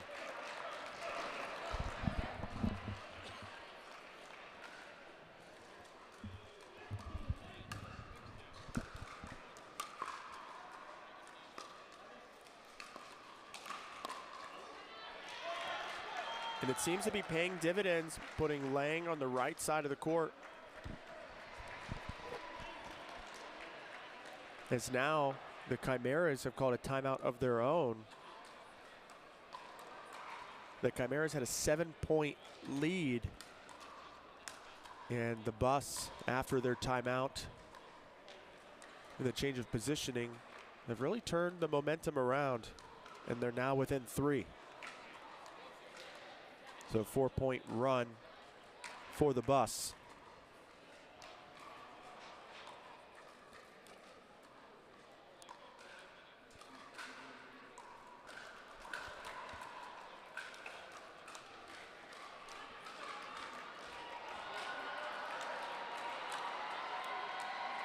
So here we go, back from a timeout. Eric Lang will kick us off here.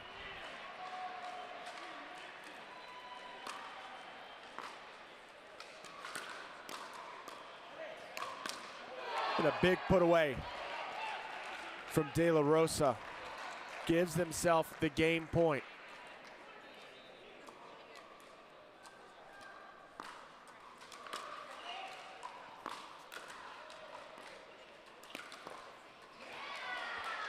And the Ernie backhand, Wes Burrows. Just clear of the kitchen.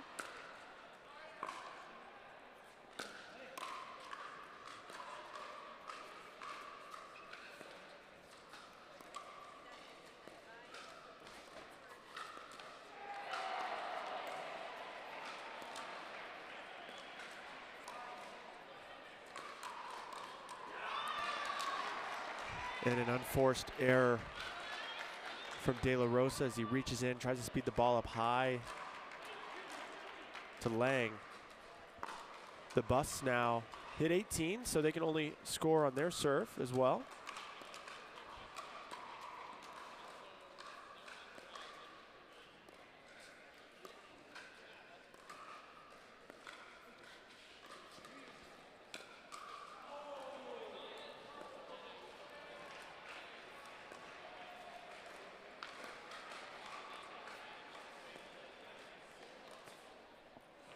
Long cross court, dink rally here.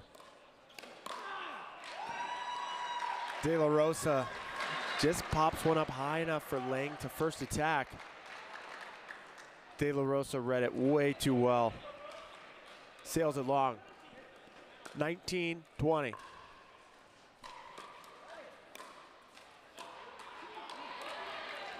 A great job pinning Eric Lang back into the court. As you can see, Wes Burrows encouraging his partner. Big hold here. Game point. Deep return. And De La Rosa holds tough on the attack. And the Chimeras have tied up the series 1-1 as they take it 21-19. So we have 2 mixed doubles matches coming up. Don't go anywhere. We'll be right back.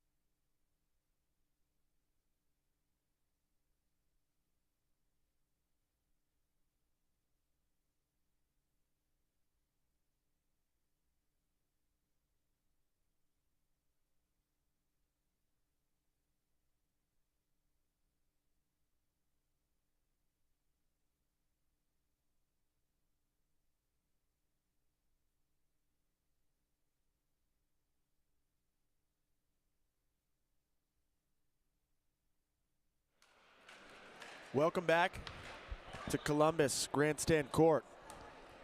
We have a tied series here, 1-1,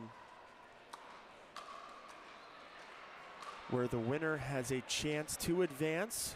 However, on championship court right now, the Mad Drops are playing the Ranchers, and their series is tied 1-1 as well, as they are in the first mixed match. So if the Mad Drops win over there, then neither one of these teams on Grandstand can move out of the pool.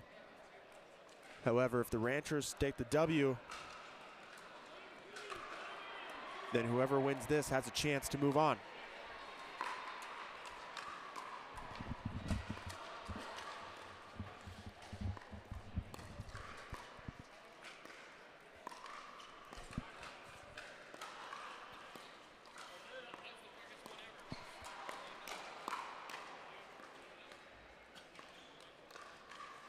Eric Lang with a sneaky backhand volley through the middle. So the Chimeras' first mix lineup is Andrea Coop and Daniel De La Rosa taking on Lauren Stratman and Eric Lang.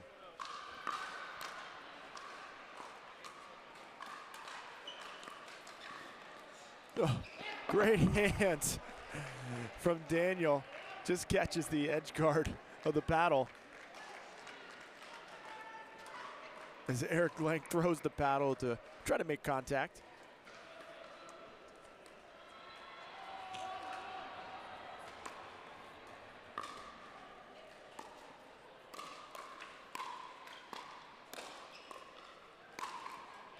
Lauren Stratman with that off-court angle put away.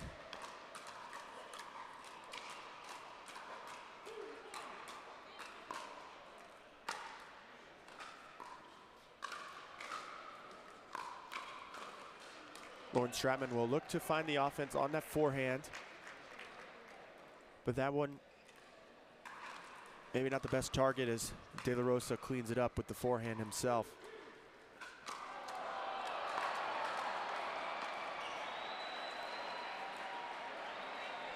And a nice drop from Coop into the corner.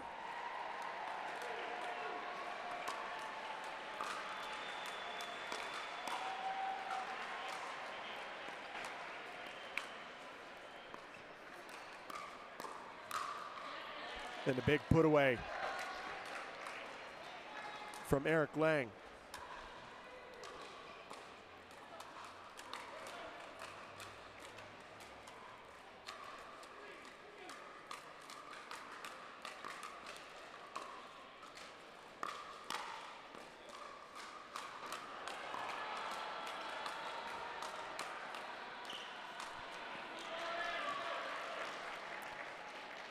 We're gonna have a ball roll onto the court here. Tied up 3-3.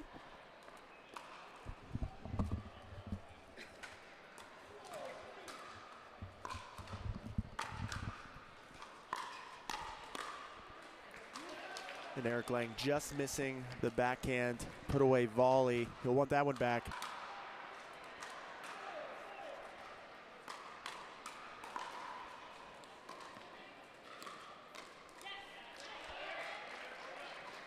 But Eric Lang takes the pace off, makes De La Rosa reach for it.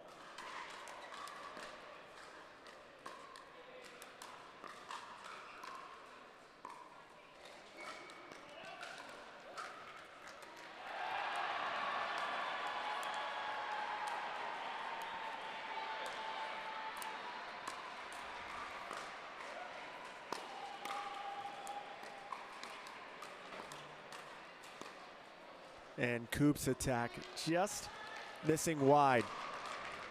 Looks to go behind Eric Lang. She's very good at going behind the guy with the forehand.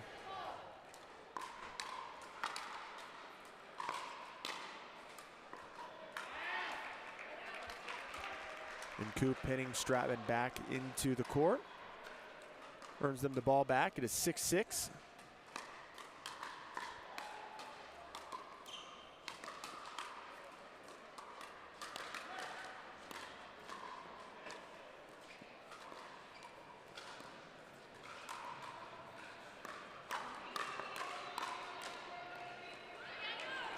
De La Rosa gets the put away on Stratman.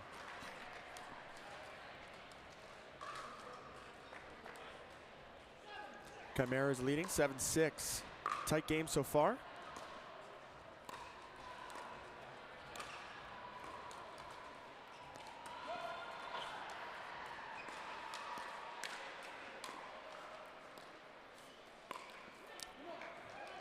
That ball just catching the tape from Stratman's forehand.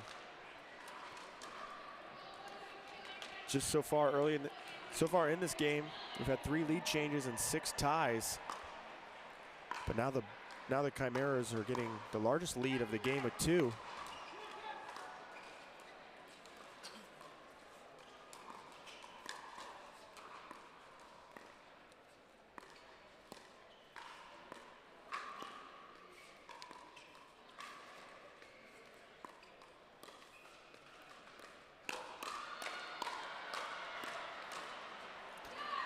Just wide, but what a firefight. Just pulled it wide. The hands were flying.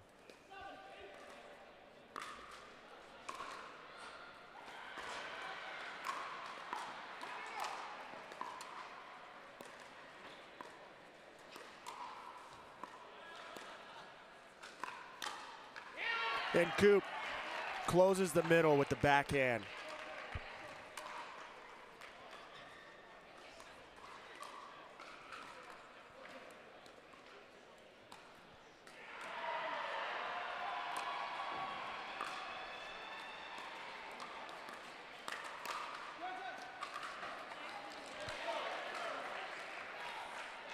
And there, Coop not able to get up through the transition zone.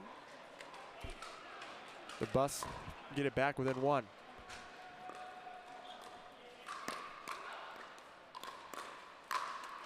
Big put away from De La Rosa. If that ball gets up high to De La Rosa's forehand, it is likely not coming back.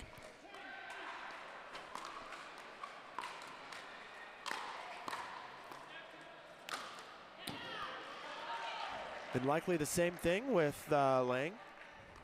6'4", giant over there.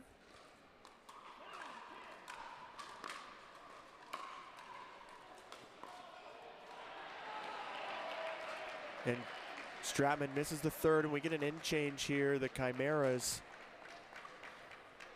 It's been a tight game, but the Chimeras have a 2-point lead on the change.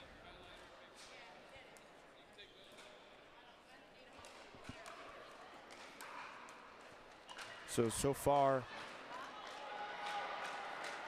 De La Rosa and Eric Lang have the most kills on each of their teams and the fewest errors, where Stratman is 1 kill for 5 errors, where Coop is 1 kill for 3 errors. Usually don't see those kind of numbers from those two. But that's the way the game is going at the moment. So if one team wants to pull away, they'll want to clean up some of those errors, most coming from attacking the ball.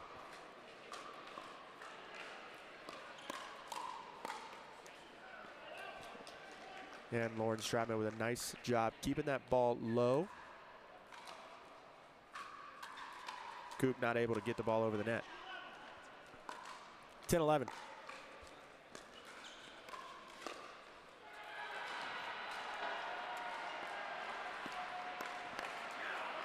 And around the post from Lauren Stratman. Nice patience, letting the ball get out wide.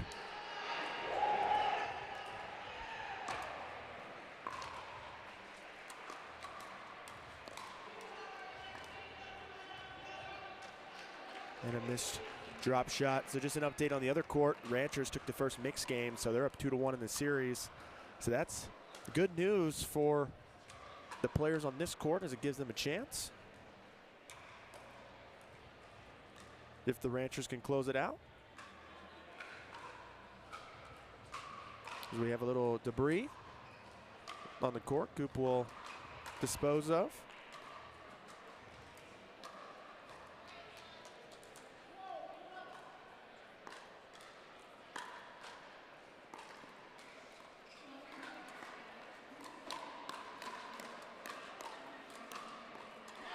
And Eric Lang, just too big. As they have tied it up 12-12.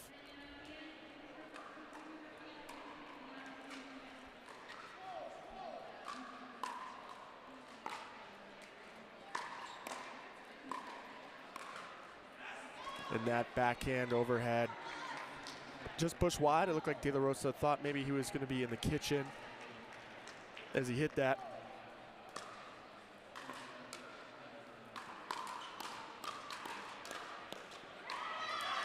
And again, Lang and Stratman coming out on top in the firefights the last few points.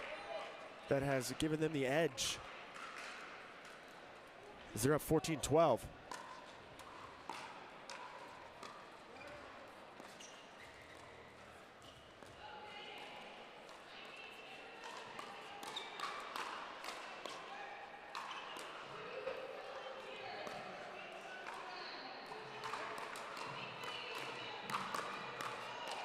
Coop.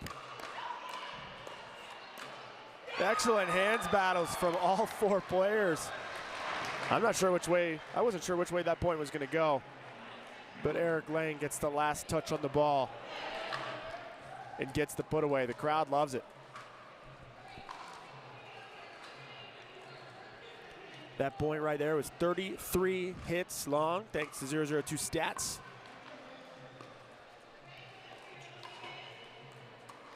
So impressive play. Most of those 33 hits were all offense.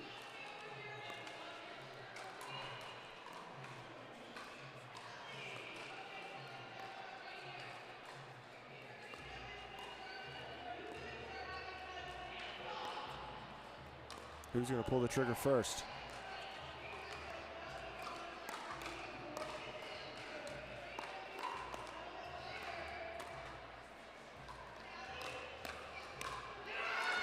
And Eric Lang holds tough. 40 hits there. These points are getting long. And they are going in the way of the bus as they were down 10-11 at the switch. Now up 16-12. So a great run here from the black and red team of the bus.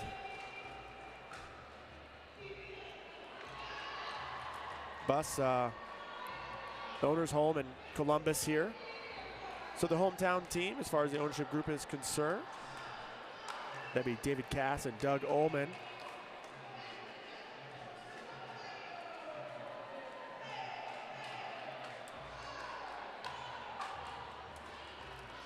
So Lauren Stratman will kick us back off here, up 4 points.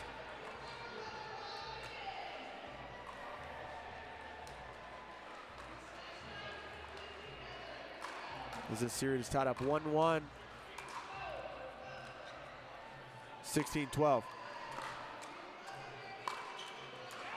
Lauren Stratman finding the inside-out forehand down the line. Beating De La Rosa on his backhand side.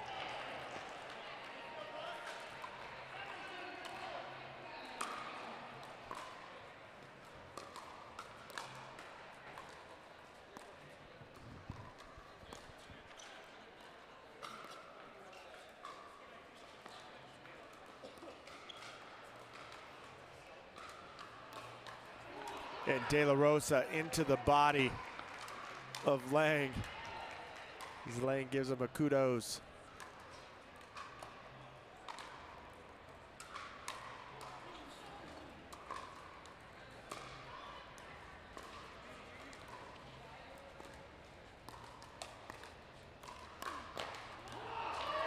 And some confusion in the middle as Stratman and Eric Lang clash paddles. And a timeout from Eric Lang. So the bus still maintaining a good lead of 3.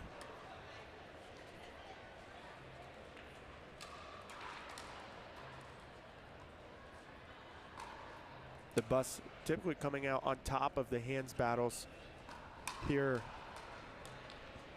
midway through the game.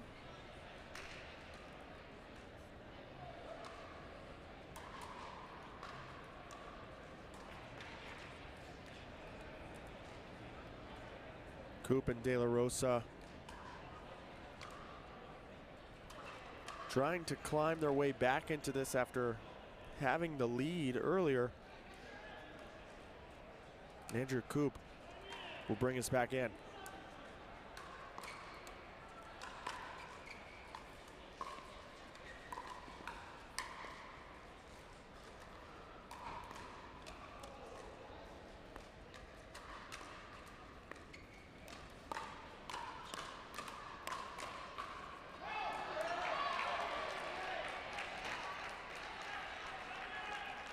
And another point in favor of De La Rosa and Coop.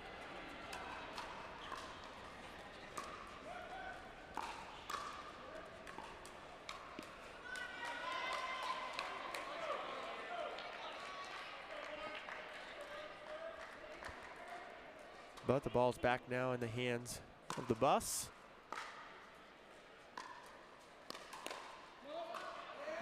And a nice idea with Lauren Stratman dropping and Eric Lang crashing the tee. The right idea, wrong touch.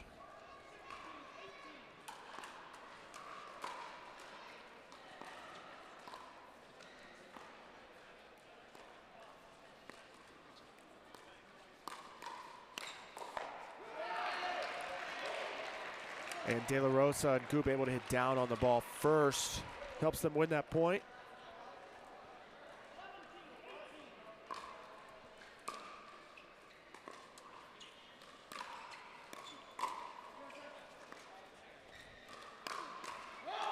Nice adjustment from De La Rosa as the net cord took that ball in a different flight. He was able to adjust and make solid contact on the paddle.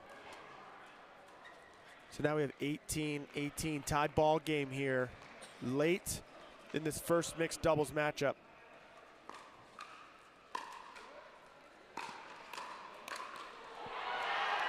De La Rosa coming up big in big moments.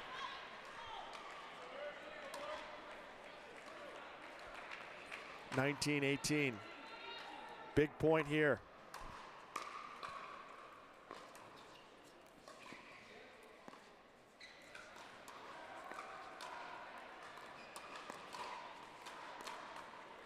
Who will pull the trigger first?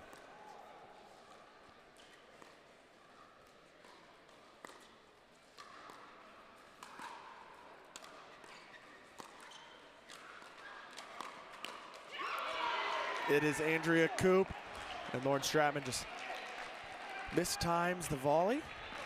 And now you have a game point opportunity for the Chimeras. They were down, trailing, and now have regained the lead.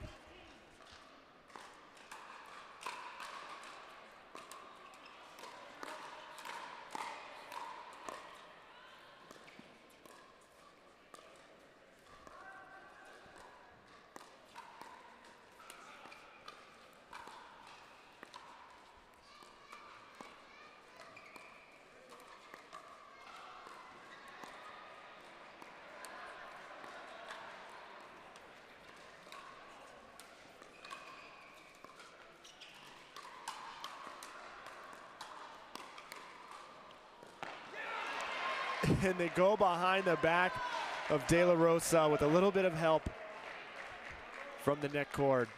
Stratman and Lang stay alive here at 18-20.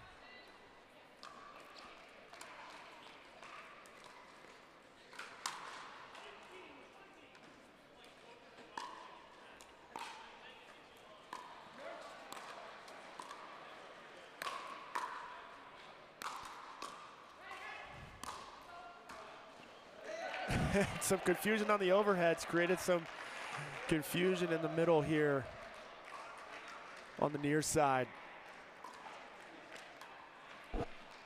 So they will need another stop to stay alive. Stratman and Lang. As Coop now serving for the game again.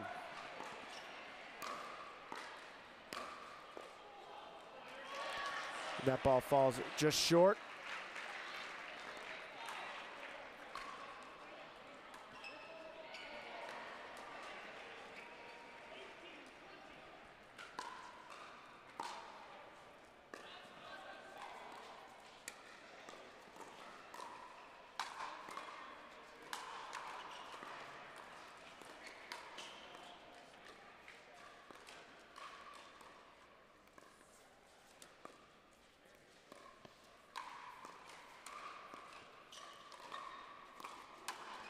Inside out from Coop. Lang able to get out of the way. Watch it again here. Nice matrix move from the big man. 19-20 again.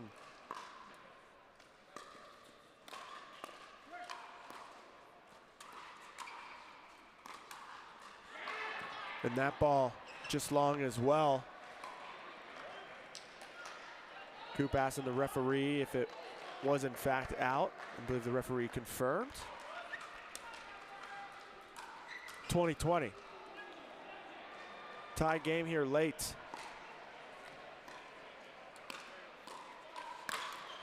And a big put away from De La Rosa as Stratman's third or reset just ends up a little high.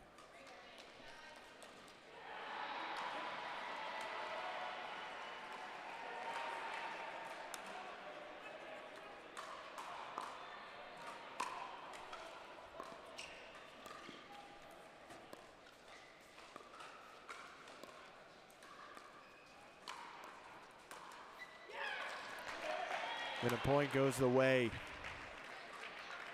for the Chimeras, who now have another opportunity to close out the game.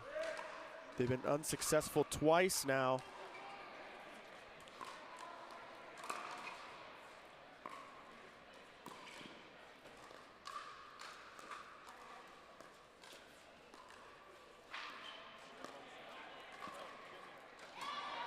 And they hold on again for the third time.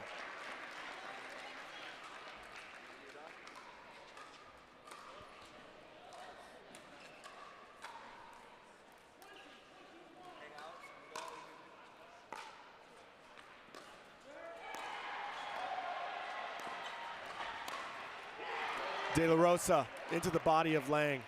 Lang obviously showing frustration.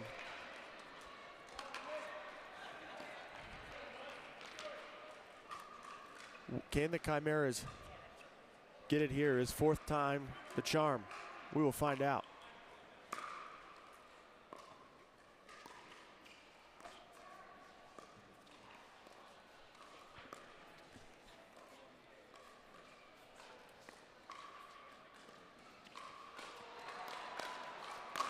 Lauren with the backhand Ernie keeps them alive. Great job by Lang covering the court. They hold off a fourth attempt.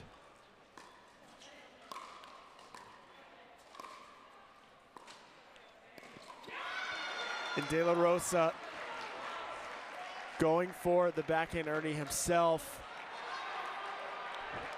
Doesn't get underneath the ball enough. And now we have a tie game yet again, 21-21.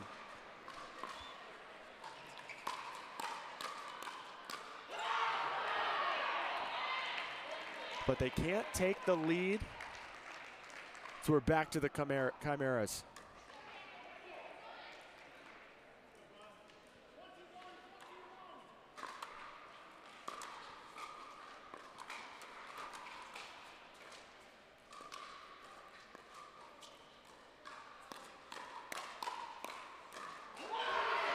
And De La Rosa holds tough in the firefight. Fifth opportunity here to close this one out. Andrea Coop giving some words of wisdom maybe to partner Daniel De La Rosa. Deep return.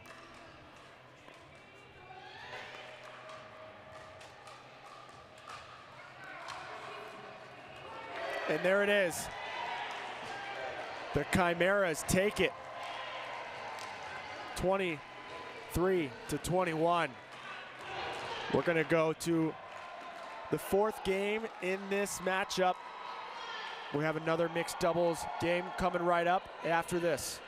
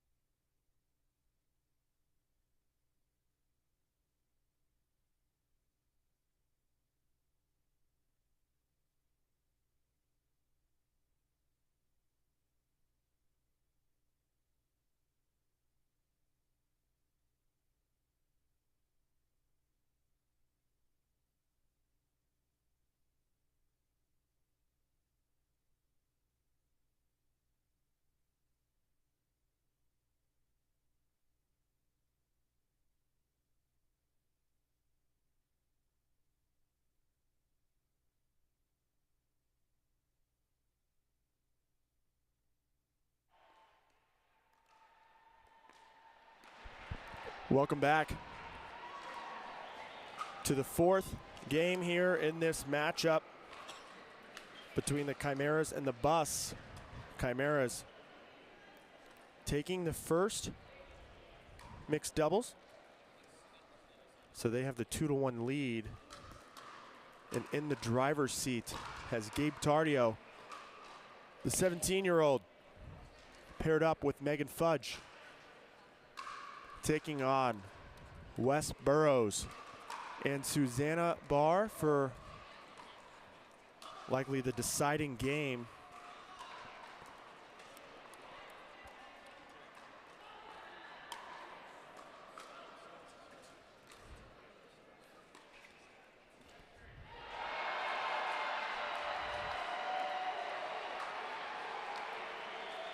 So Gabe Tardio looks like he will kick us off, and what is interesting is we're going to have stacking from the beginning.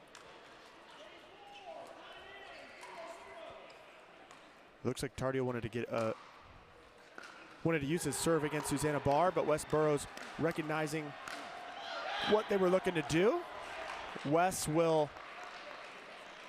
stack as well. Tardio trying to use his serve as an advantage on Susanna Barr, but Wes Burrows will help out.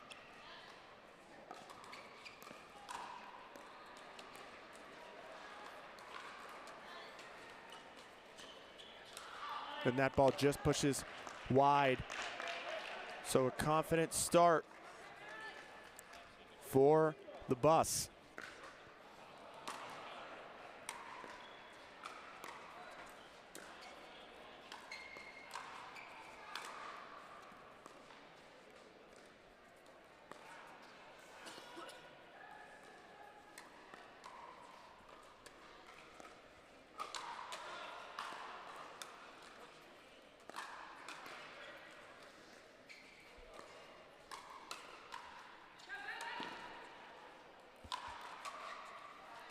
And that ball just pushes wide or long.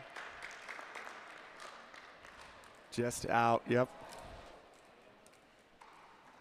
So 1-2.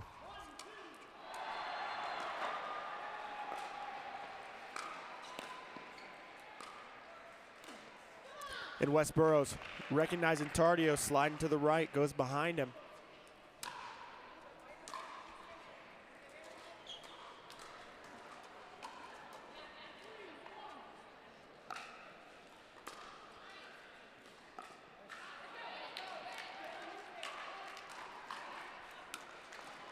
And now Tardio will get the ball back here, 2-3. Spin serve. Wes Burrows handles it just fine.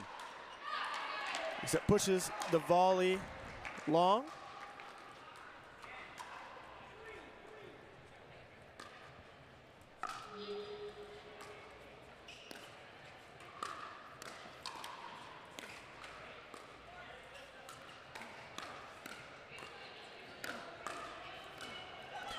Wes Burrows holding strong at that kitchen line with a nice pancake somewhere in that point.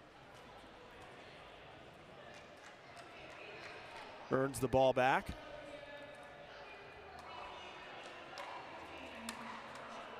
So 4-3.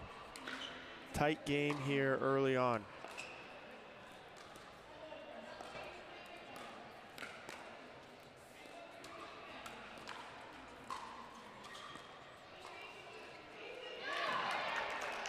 And a nice dink from Tardio. Forces Burrows to get on his back foot. Doesn't clear the net on the dink.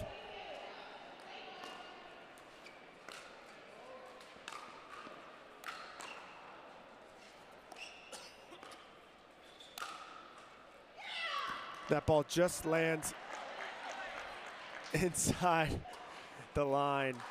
Susanna Barr feeling it off that net cord winner.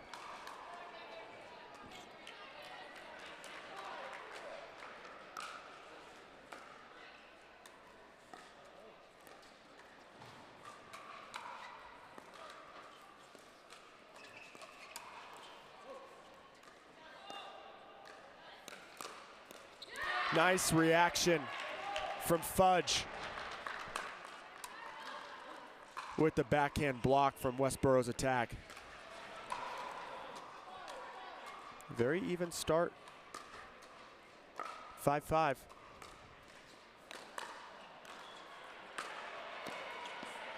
Great drive from the baseline.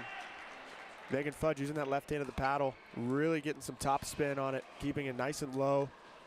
Forces a volley error from Westboro's.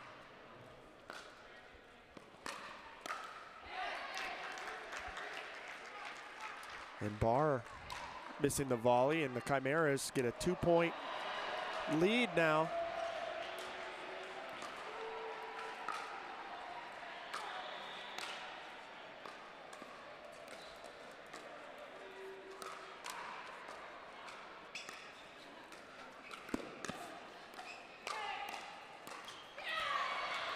Tardio tries to help out her partner.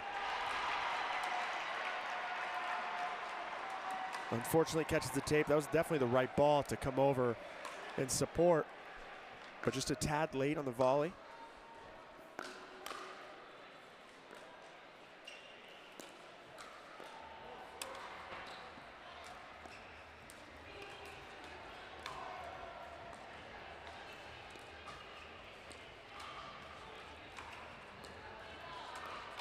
And that dink just wide. Barr asks for confirmation. So we're all good here. 8-6 Chimeras, 2-point lead.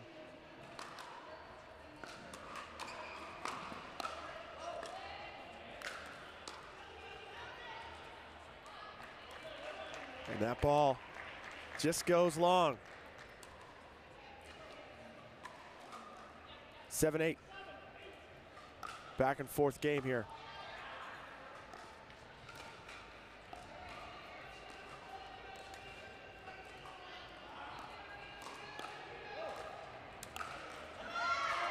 And Susanna Barr able to push Fudge back off the line, create some space. Gave herself more room to work with. 8-8.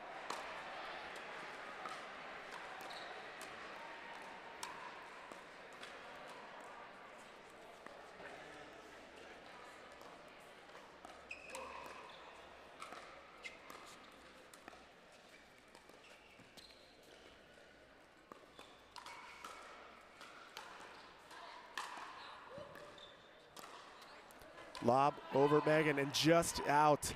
Barr goes for the lob.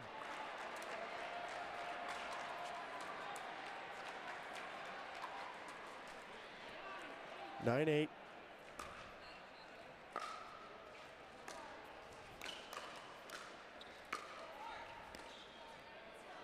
Oh, she gets to it.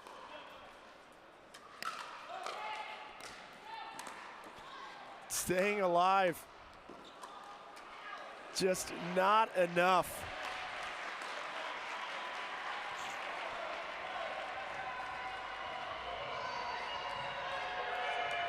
Fudge. We're talking to the referee about something. Can't make out exactly what it is.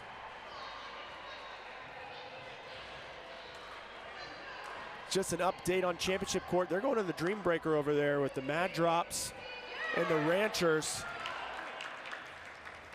which is crucial for the result of this game as well, as one of those three teams, Mad Drops and these two, move on.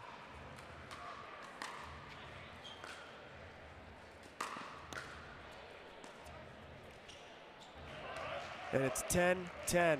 Next point, we get a change of ends.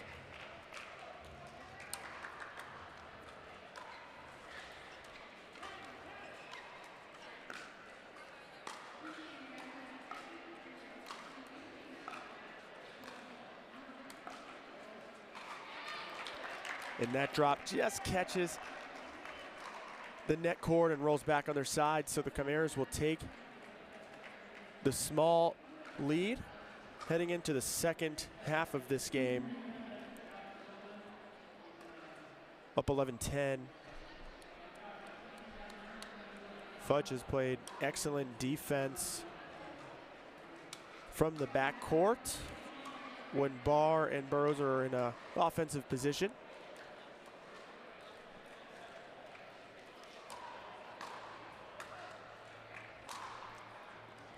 Wes Burrows with 4 kills to 3 errors. Susanna Barr, 3 kills to 7 errors.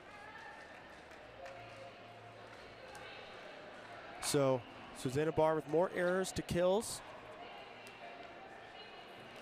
I'm sure Fudge and Tardio want to try to exploit that a little bit more.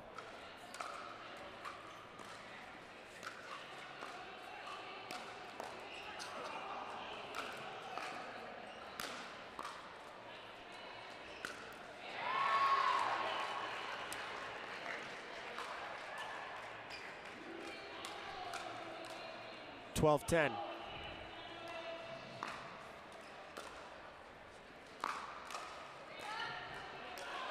A little bit of miscommunication, I think, on the side of Chimeras. I believe Megan thought that Tardio was going to crash in on his own ball.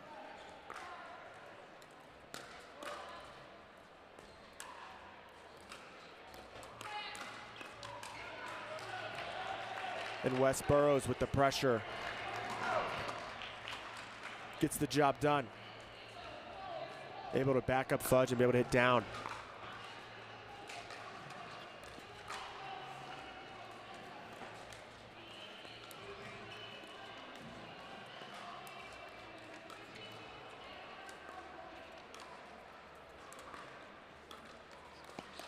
Tardio with the Ernie. But Wes Burrows with the finish. What a firefight we just had, and Wes Burrows comes out on top. 27 hits on that rally, with quite a few of those all offensive, as Wes Burrows gets a drive that lands just inside the line. The Bus have regained control of this match, as it is a must-win situation if they want to push this to a Dreambreaker. They're up 14-12.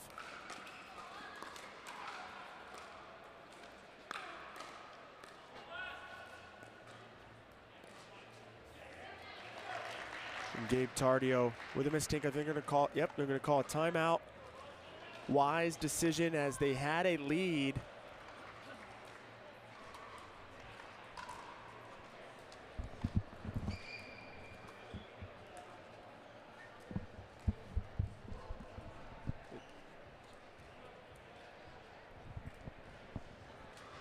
So a timeout, well needed, and they were up by 3. And now facing a 3-point deficit. So some unforced errors on the side of the Chimeras, but also just great offense and pressure from Wes Burrows and Susanna Barr.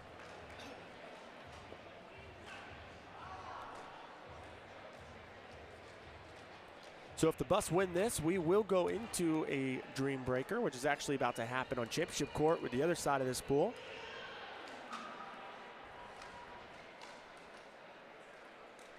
Susanna Barr is asking a question.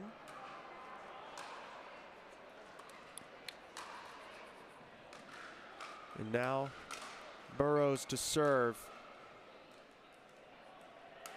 at 15-12.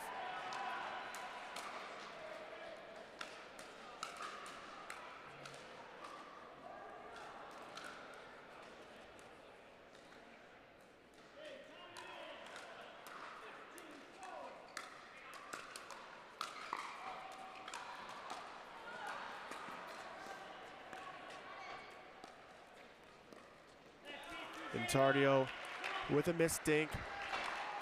Susanna Barr putting some pressure on Tardio with the dinks. She gets a lot of top spin, especially with that grip.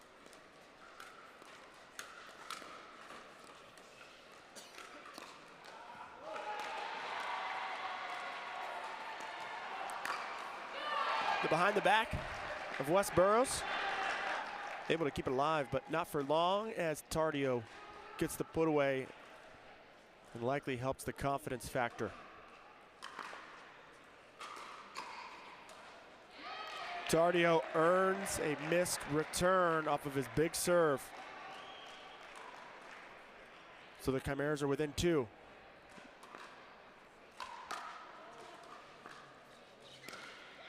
But West Burrows sneakily reaches in and puts it behind a charging Gabe Tardio.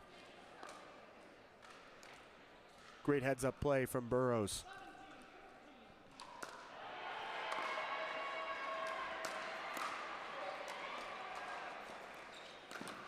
And West Burrows with the Ernie set up perfectly by Susanna Barr with a great drop shot.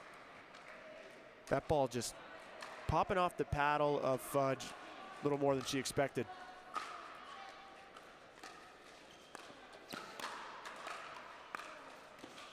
And West Burrows getting big, maybe just a little too big at the end of that point. A good play, but just catches the edge of the paddle.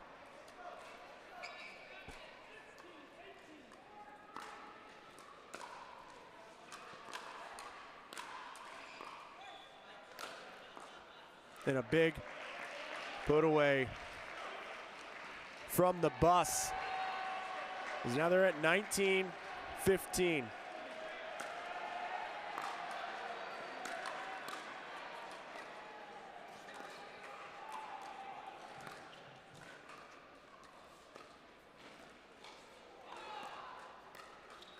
The lob. What a ball from Megan Fudge. Sneaks it behind the back and just catches inside the line.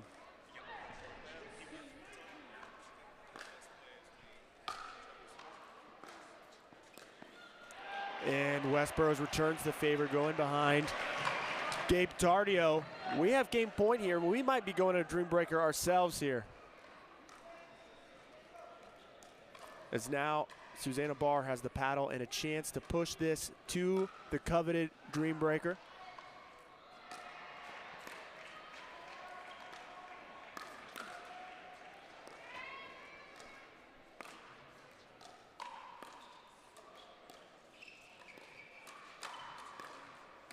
And they did it. West Burrows with the put away. Guess what, folks? We're going to a Dreambreaker. So we got singles coming right up. Do not go anywhere as we are tied 2-2 in the series.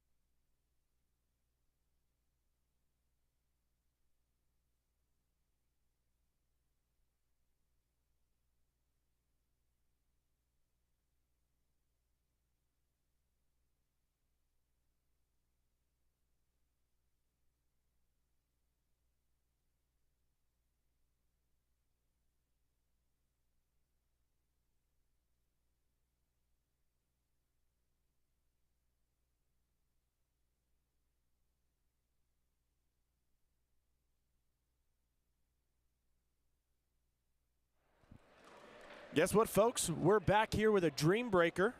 There's one happening on championship court, now on the grandstand court.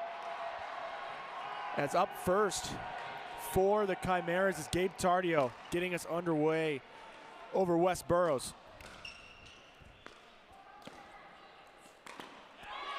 Excellent volley, getting nice and low was West Burroughs.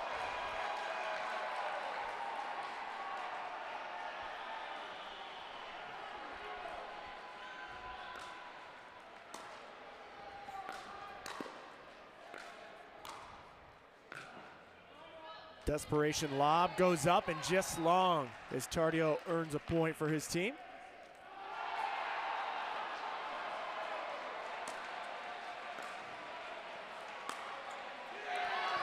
And that ball just inside the line. What a passing shot by Gabe Tardio.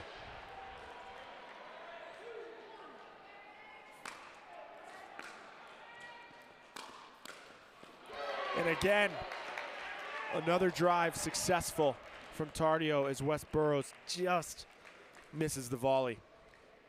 All over it.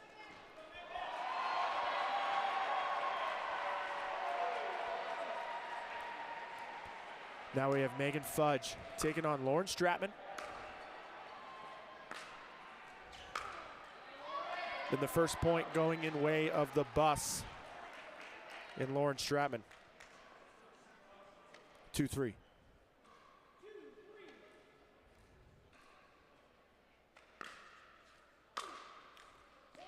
And a missed return, not what the Chimeras were hoping for. We have a tie game here, 3-3.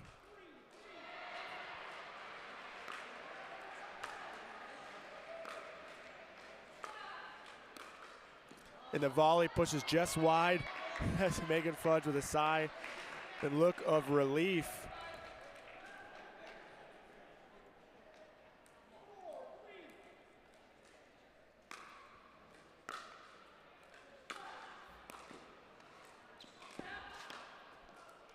Still alive.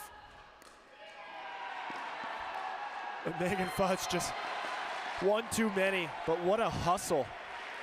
And great shot placements from Lauren Stratman, getting Fudge on the run essentially the entire point.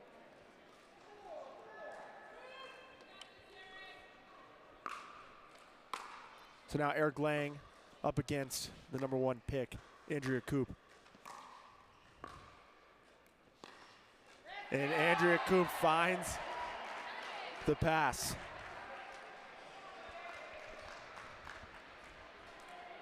So 5-4, Coop regains the lead for the Chimeras.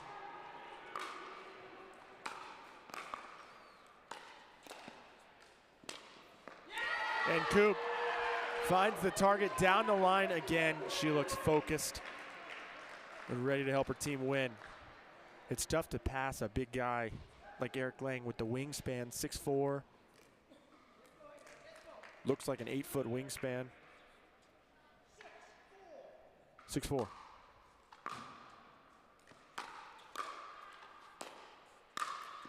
And Eric Lang with the put away.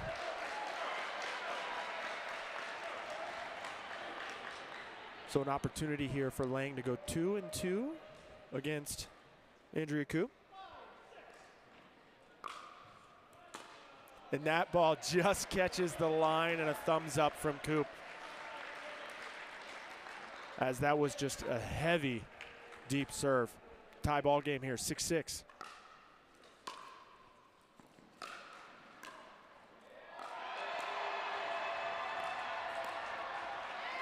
Daniel De La Rosa getting Susanna Barr on the run.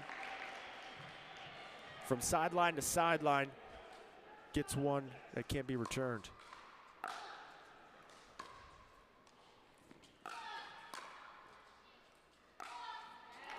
A nice adjustment for the volley of Daniel De La Rosa. He was leaning to the right, able to reach with the backhand, keep himself alive, forces an error. De La Rosa coming in, maybe not on the right ball, as his return was a little short.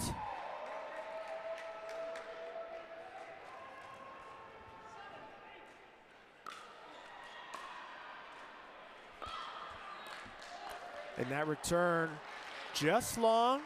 They're going to ask the refs if they saw it, but looks like it was in fact out. We have a tie ball game here, 8-8. And an update, Mad drops up 19-13 on the other court, 20-13. But Tardio just misses that return. That's 2 return errors in a row for the Chimeras. As now the Buffs are up 9-8.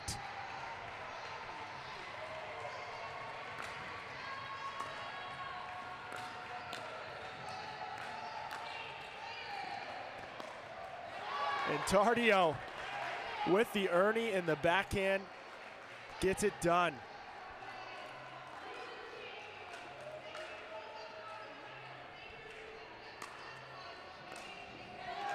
And a missed return.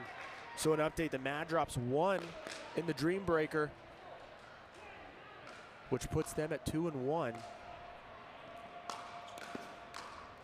And Tardio with the shake and bake.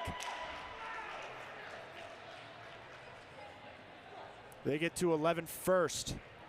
So on this in change, what we'll talk about, Mad drops are now 2-1. Ranchers now 2-1. Chimeras coming into this one are 1-1, and the Buffs are 0-2. So if my math is correct, the Buffs are technically eliminated, even if they win this Dreambreaker. But the Chimeras, if they do pull out a victory, they will go down to some, maybe the head-to-head matchups, which are a 3-way tie for first.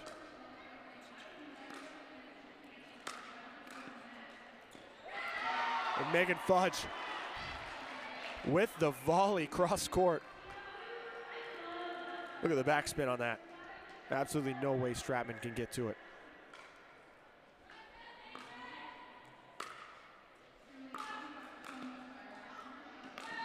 Around the post. What a point from Megan Fudge.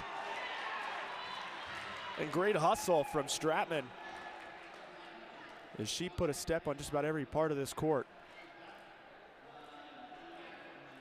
So 13-9 Chimeras.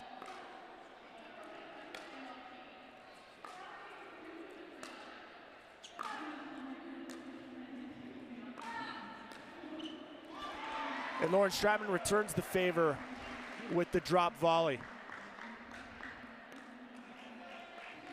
So 10-13.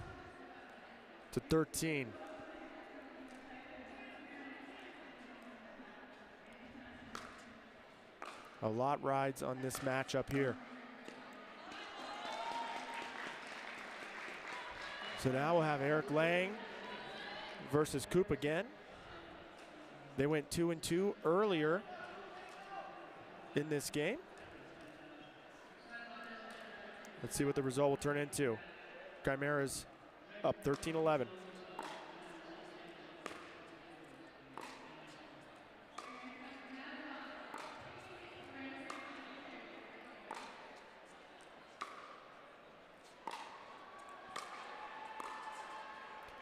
What a great job from Eric Lang, electing to stay back for the entire point. It's a nice forehand roll, forcing the error. And Andrea Coop with a deep return into the backhand side of Eric Lang. They're now 1-1. So a 2-point lead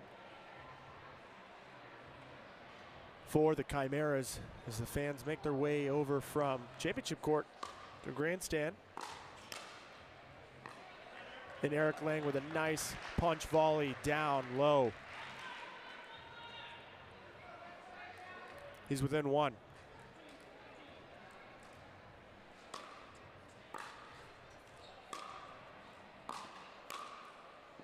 And a punch volley down again. So Eric Lang went 3 and 1 on that exchange. So now we have a tie ball game, 14s apiece. Susanna Barr to serve to De La Rosa with the lob. And that ball just lands inside the sideline. The big smile on the face of Susanna Barr.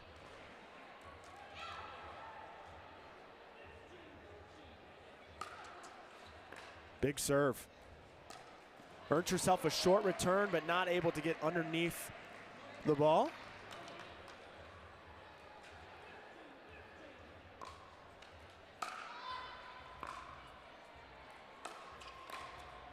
De La Rosa with the friendly roll on the net cord.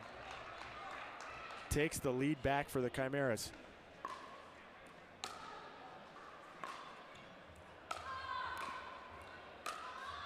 Susanna Barr on the back foot, takes it cross court, just out of the reach of De La Rosa, who's able to get a paddle on it, but not solid enough. And we have a tight game down the stretch, 16-16. West Burrows to Tardio. And that miss drive, just wide. So now 17-16, Tardio looking for a big serve here. A really good return.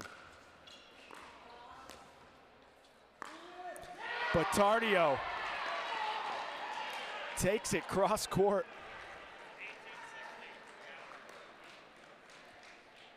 West Burrows not able to react in time.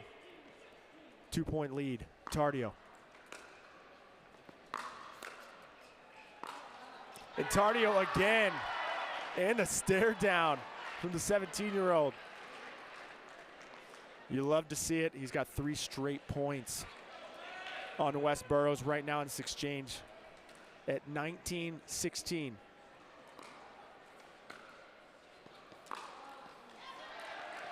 And that one just misses, but 3-1 for the Chimeras on that exchange. So exactly what they needed, but Lauren Stradwin will be looking to make up some ground for the bus.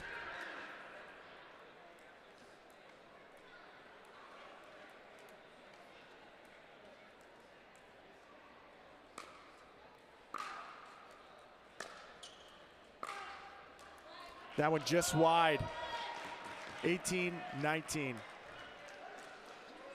If the bus win here, they secure a spot for the Mad Drops to move along with the Ranchers out of pool play. And that volley just long, and we have a tie game, 19 apiece. It is coming down to the wire. Who will get to 21st?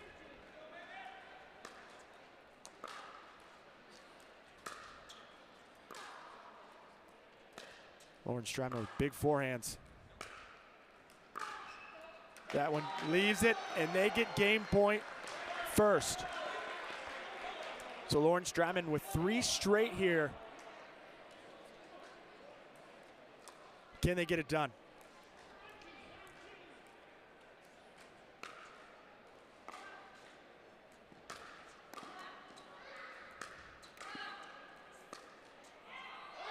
And the bus get it done. Lauren Stratman wins 4 straight in the end, which means the Mad Drops get the automatic advancement out of pool play. So neither one of these teams, unfortunately, will make it to the quarterfinals on this court. So the Ranchers and the Mad Drops will move on. So don't go anywhere. We have another match coming up soon. Stay tuned.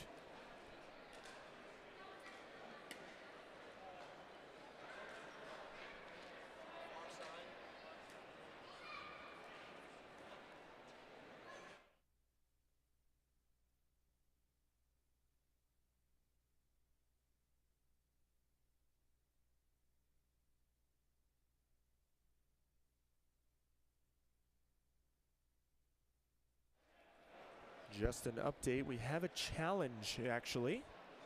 So the Chimeras wanted to use their challenge for the call, and it was in fact in. So the wind does go in the way of the bus And we're going to look at it real quick. Yep. Just inside the line, but might as well use the challenge. So unfortunate for the Chimeras, fortunate for the Bus. And don't go anywhere. We have Team Clean coming up against ATX Pickleballers. Stay tuned.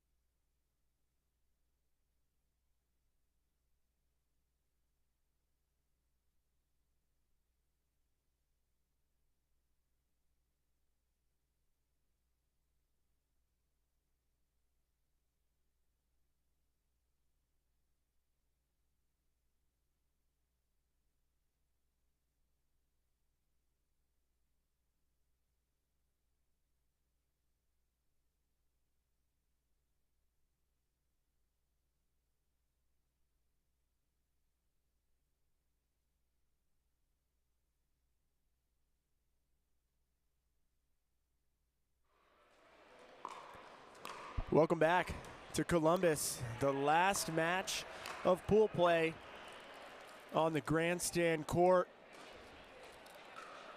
We have the undefeated team at the moment, Clean Cause, versus a team that is 0-2 so far and mathematically eliminated ATX Pickleballers, but still they're going to want to go for pride and try to get to 1-2 record here as ATX Pickleballers. On the championship core, you have hard 8s and the 5s. They're 1-1, so Clean Cause is automatically in. If they win this match, they will get a bye into the semis. If they drop this, they will likely have to play in the quarterfinals, but automatically advance. So, coming up first for the women's doubles for ATX Pickleballers, Sarah Ansbury and Jade Kawamoto. Sarah Ansbury, 38 years old, out of Hilton Head, South Carolina. Drafted in the 16th position, and Jade Kawamoto, the 9th pick. She's 26, out of Canby, Indiana. They'll be facing off against the ladies of the Clean Cause, Regina Franco Goldberg and Maggie Remenzi. So we have pretty good matchup here with the ladies. On the men's side of ATX Pickleballers, you have Dylan Frazier and Pablo Tellez.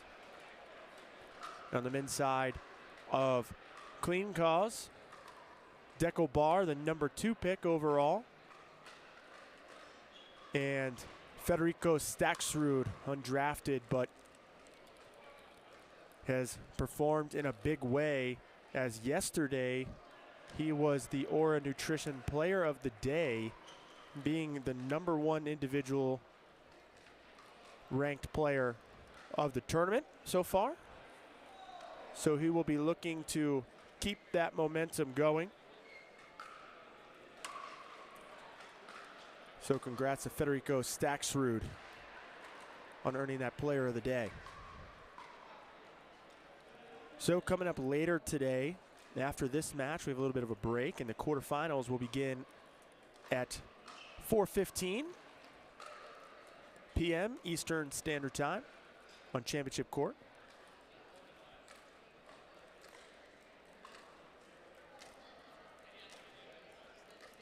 So on the near side, we're going to have Regina Franco and Maggie Remenzi.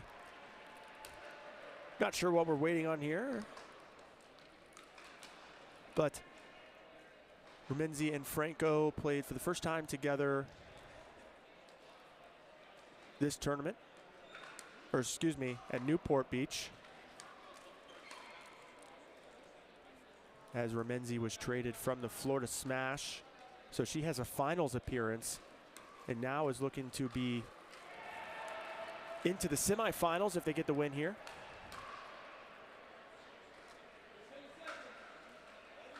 And here we go to start. Regina Franco to serve.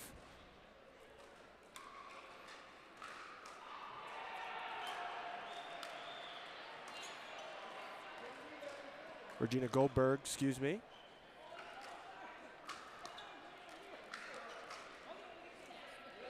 To serve with Maggie on her left. And on the far court, Sarah Ansbury right now tying her shoe alongside Jade Kawamoto.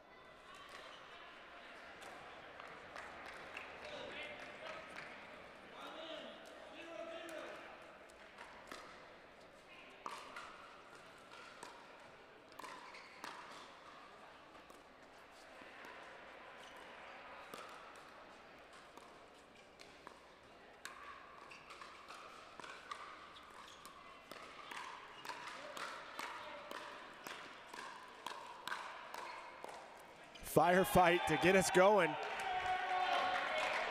What a first point.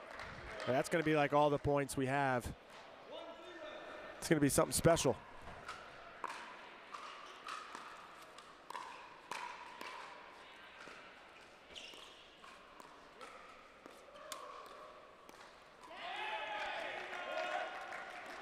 And you're going to see or hear the husband of Regina Goldberg in the background, hyping up the wife.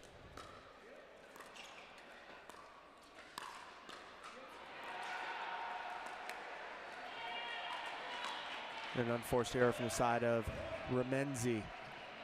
But clean cause with an early lead, 2-1.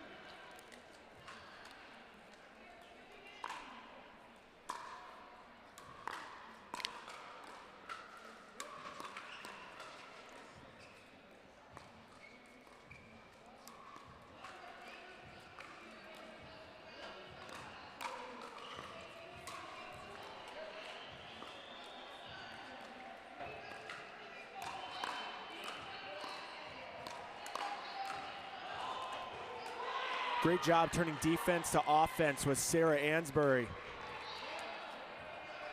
Sarah Ansbury and Regina Goldberg played a lot of tournaments together, so they're very familiar with each other's games.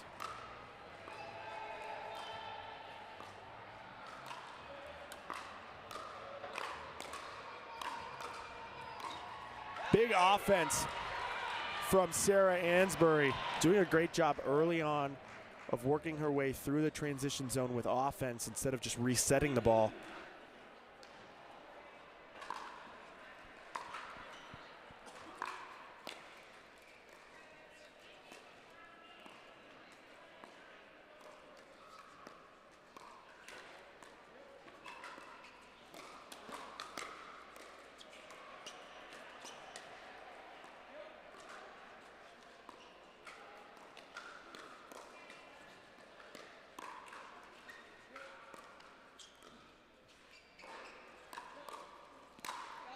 And Maggie Remenzi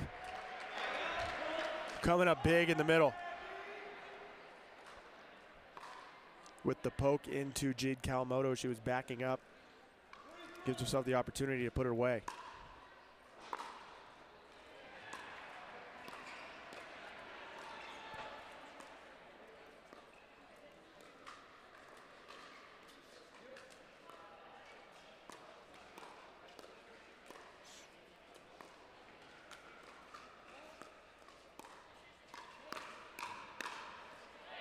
Sarah Ansbury with the redirect of the put away. As Remenzi went to go attack cross, gave Sarah Ansbury a little more time to work with.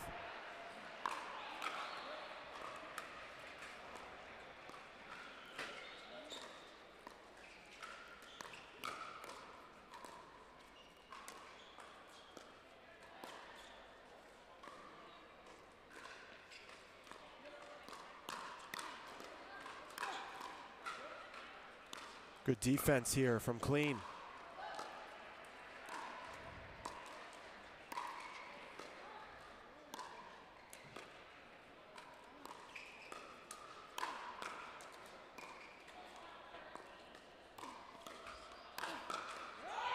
And Sarah Ansbury coming out on top. That was a long rally there for sure. Great defense. 36, 46 hits. Thanks to my statistician here, 002 stats.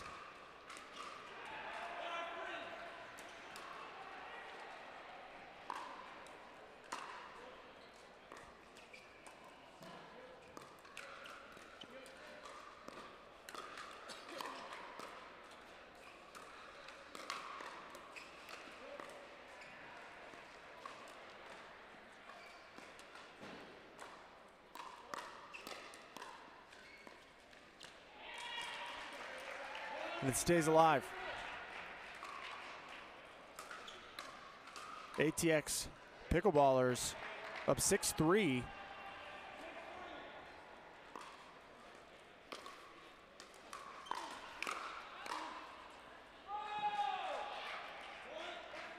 And Sarah Ansbury, that ball just in. Nice shake and bake.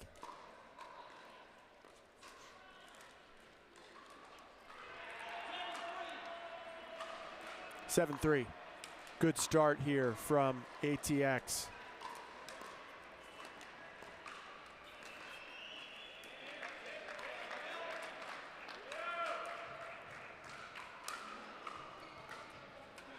That ball just didn't get underneath the ball enough and puts that in the net.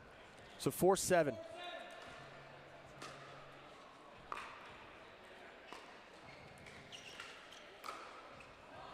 And Regina Franco's paddle just a little too open.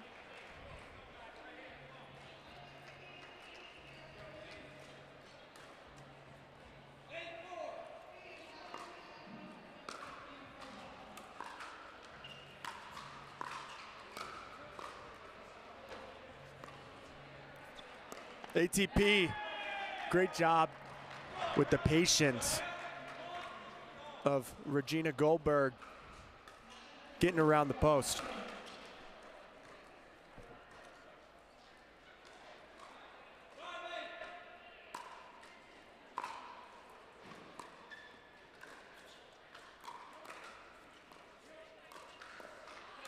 And some net cord love in favor of Jade Kawamoto.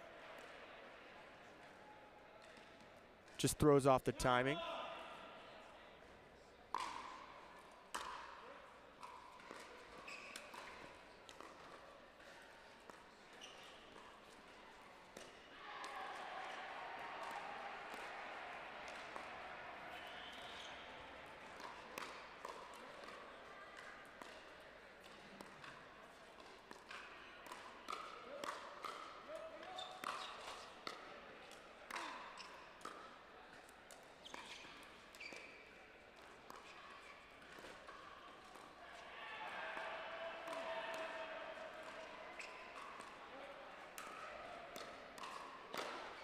And a clash of paddles in the middle.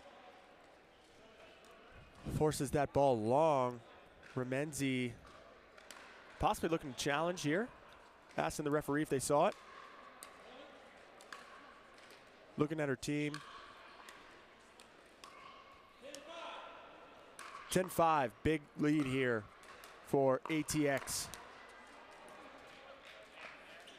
And they get to 11 first, so it's 11-5 for Ansbury and Kawamoto. They have been solid all game long so far. Where Sarah Ansbury with 4 kills to 2 errors. Jade Kawamoto 1 kill to 0 errors. So they are net positive. Or on the other side, Remenzi 2-3 and Regina 1-3. So it is a story about errors as Team Clean has had 6 unforced errors versus the 2 of ATX. So if I'm in the corner of Team Clean, try to just use your name. Be cleaner, make less mistakes. Easier said than done, but ATX in full control. So Sarah Ansbury to serve on the near side.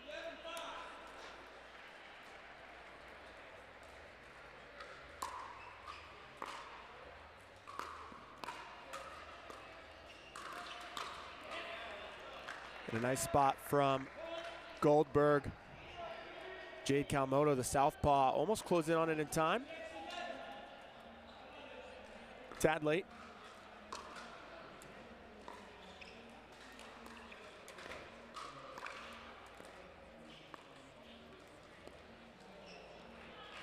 And an unforced error from Goldberg on the dink. So 12-6.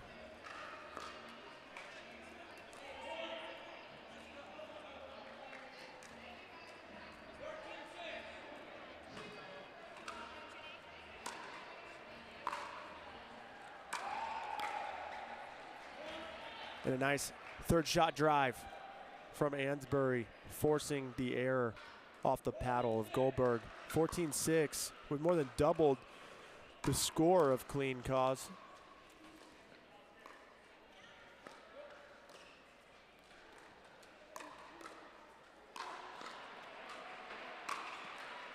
Good defense from Clean.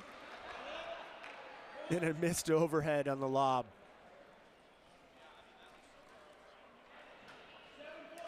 So Clean Cause down 7. We'll need a good run here.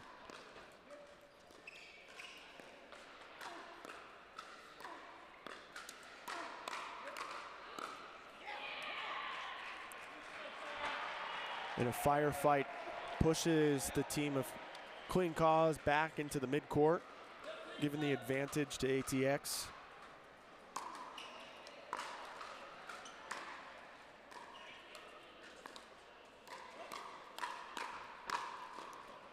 The defense from Kawamoto, but the better finish of Ramenzi, stepping in front of partner Goldberg to finish that ball there.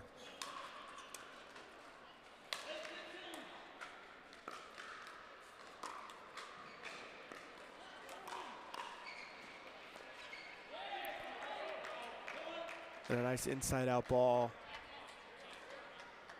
to Ansbury's left side.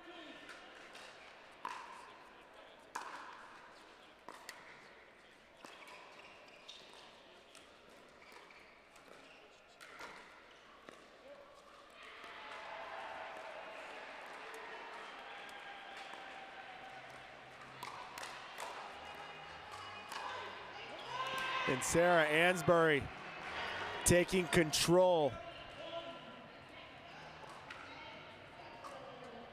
Finds it through the middle. 16-9. Big lead.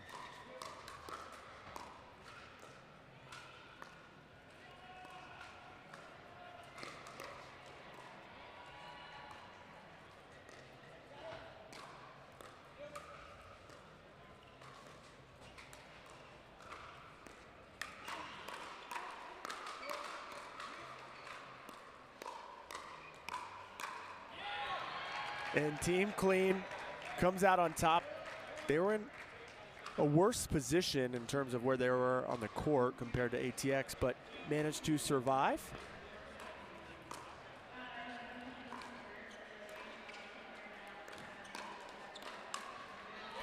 And that ball just inside. Nice setup from Goldberg, but a better finish from Ramenzi. Ramenzi starting to get more active in the middle with her forehand. It's paying off, so we'll see if she keeps trying to get involved there.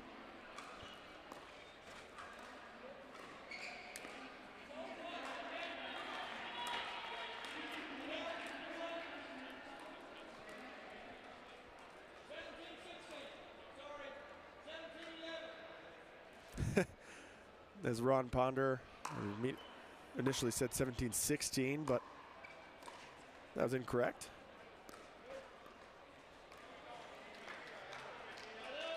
And unforced error from Kawamoto, as looked like maybe she just did not read the bounce of the ball well.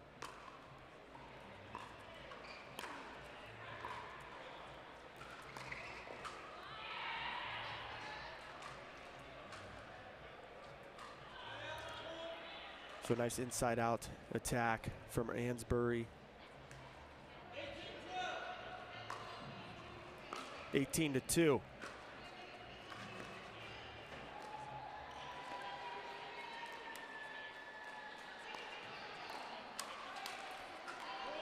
And Ramenzi looking to find some offense. I'm not upset with the decision as much as the execution there, as when Ramenzi is pulling the trigger and starting the offense, a lot of things are going in favor of Clean. Maggie Ramenzi, the more active player on the side of Clean Cause. 4 kills to 4 errors, where Goldberg is 1 kill to 4 errors.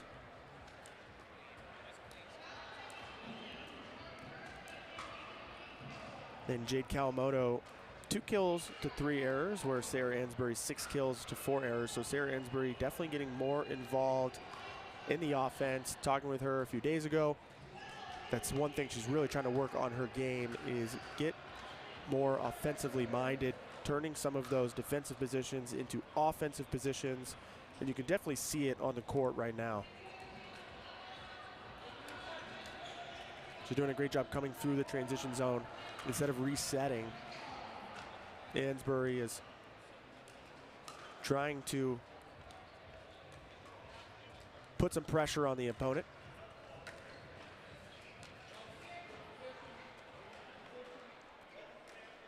So now back from the timeout, 19-12.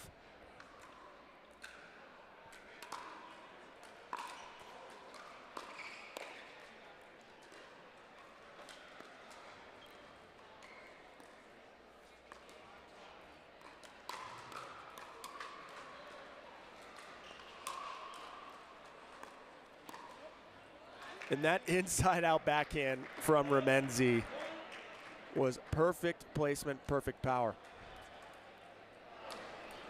Job well done from Remenzi, making it count.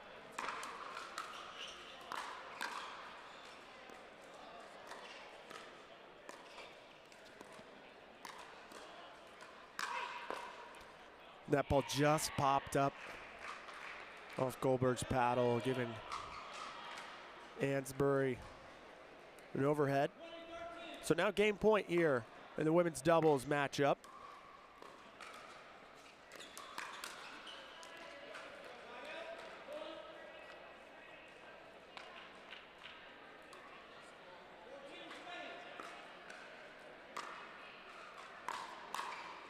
Big drives from Remenzi.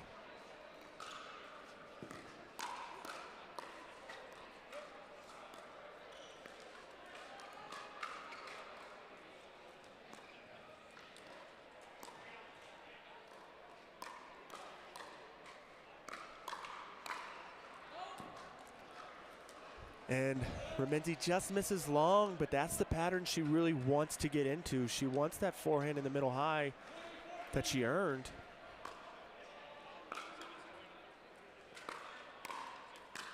Sarah Ansbury with the poach off the setup of Jade Kawamoto, and they get it done.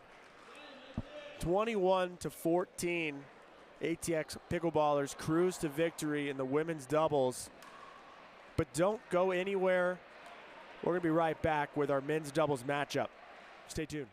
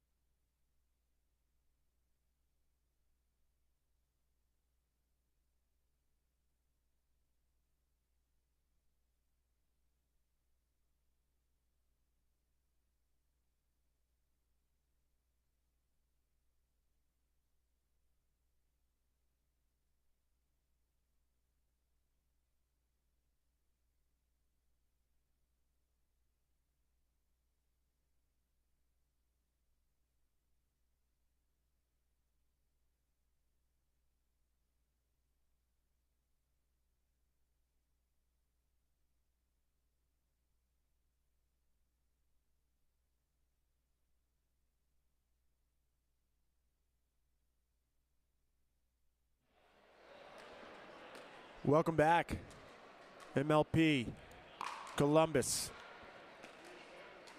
We just saw on Grandstand Court Sarah Ansbury and Jade Kawamoto take it to Regina Goldberg and Maggie Remenzi, 21-14. So now we're going to see the men have a chance at winning it for their team. On the side of ATX Pickleballers, you have Dylan Frazier, who's the 4th pick for the men's this year. 20 years old, out of Missouri, college student. Next to Pablo Tellez, who was undrafted but filled in on the 5s for Rob Nunnery when he was injured in the first event of the year and performed very well. They will be facing off against a very tough team.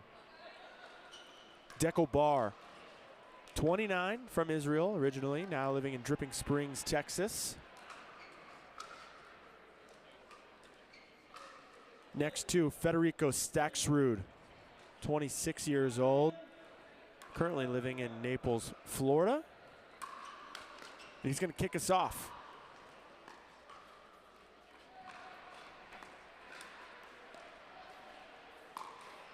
And Dekel Bar tries the attempt around the post.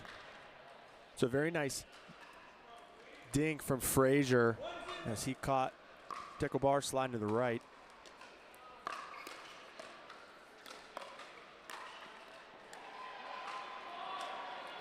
And that ball just going out. So Federico in the bottom right. Dekel Bar serving now.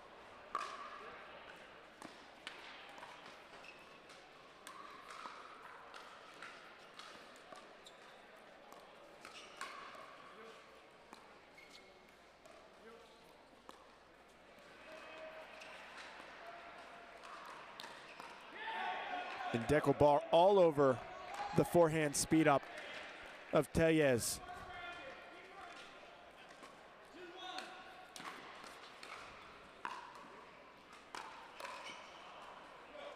Dekel Bar applies a lot of pressure in his game. That is the name of his game. Big serves. He's just a big human in general.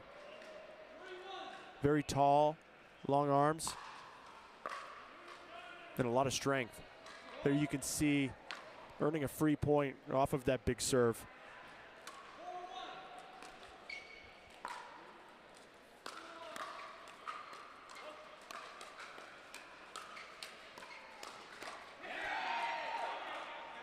And Pablo maybe lifts that a little too high as Federico cleans it up with the backhand.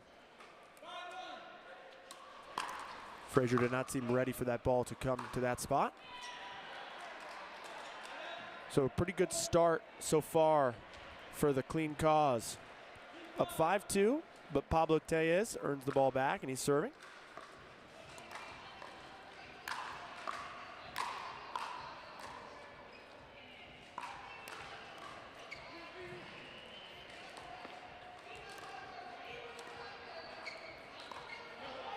And that ball just wide.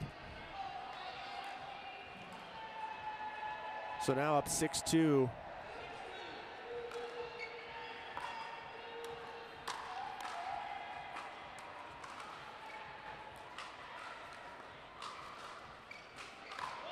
Big overhead from Tellez, but catches the kitchen line with the push off. You saw it there on the right foot. So unfortunate for him. Loses the point.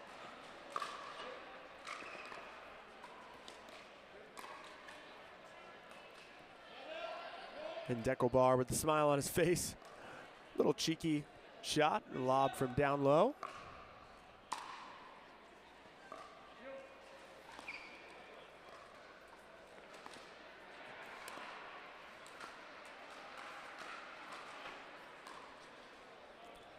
And Dekel Bar going for the around the post.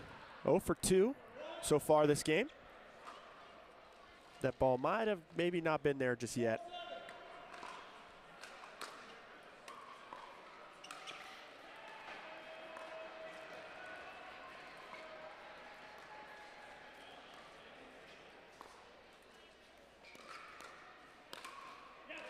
in a nice spot with the reach into the backhand from the southpaw, Pablo Tellez.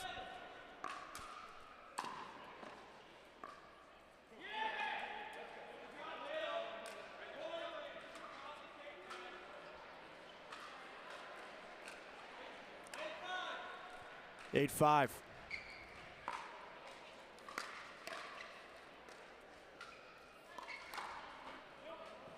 Dekel Bar all over that attack, but just pushed it long. So a nice speed up from Tellez. He's looking to create some attacks into the body of Dekel Bar.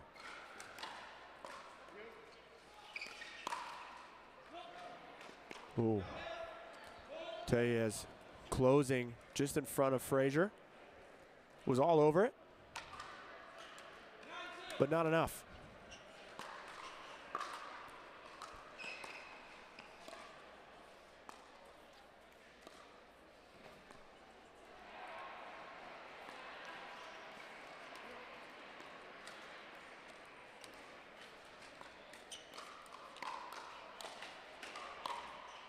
How many net cords in 1 point does it take? The answer was 3 that time.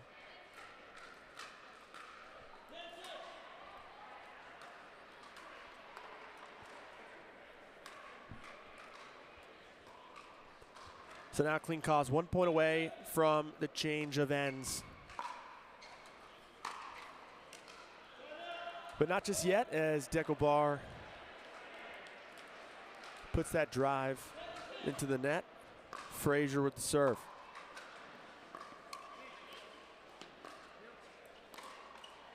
Frazier with a nice drop shot.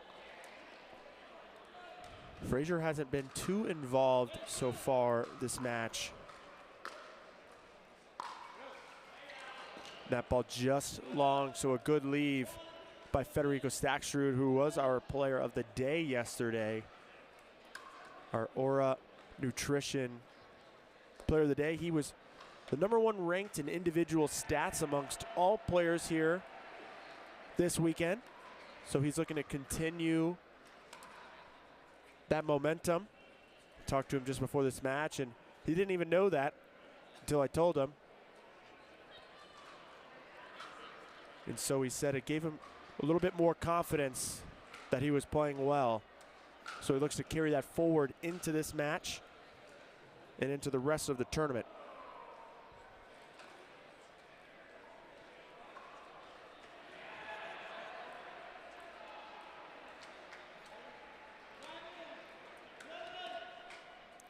(11-8). Bar serving.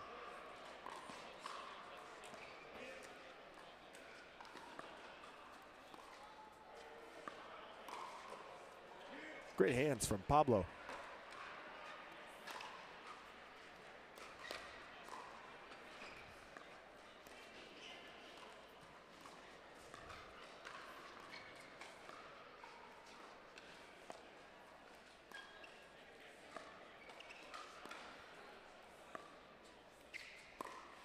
And around the post, again, unsuccessful.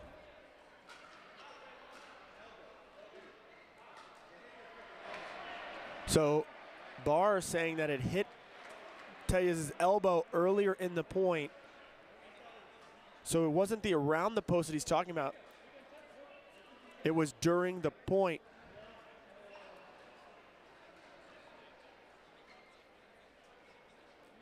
So Barr just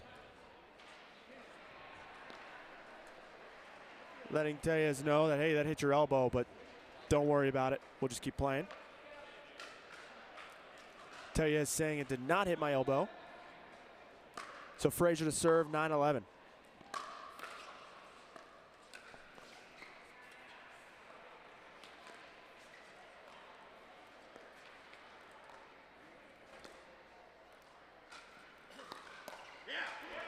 Dekel Bar with a big speed up. He held that ball very late to try to get a reaction out of Tellez.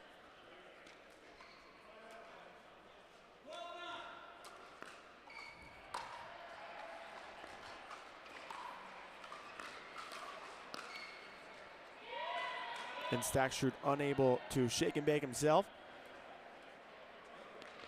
As Frazier with the good hands puts Federico in a tough spot.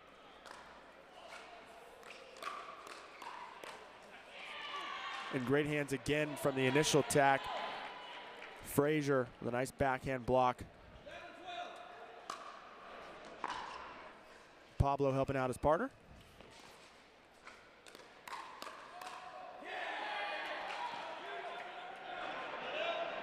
And Tellez firing one at Deckel,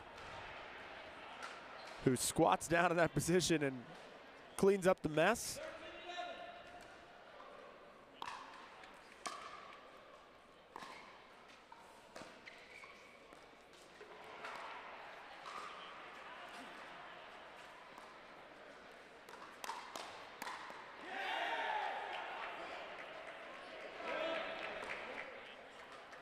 And another hands battle in favor of Deckel Bar.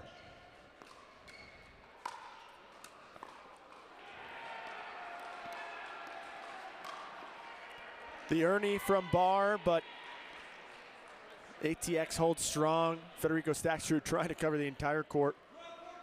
Unsuccessful.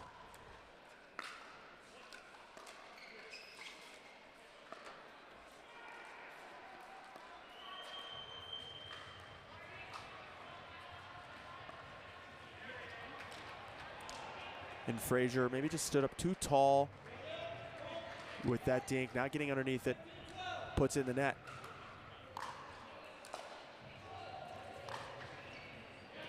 And a great leave by Frazier. They're within two. They're in this match.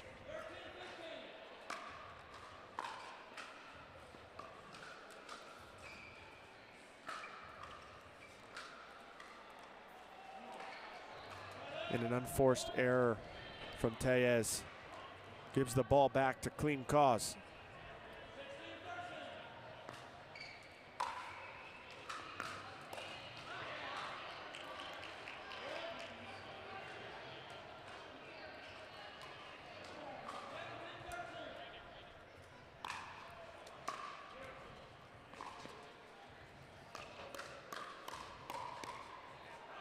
Bar getting down in that scorpion-like position.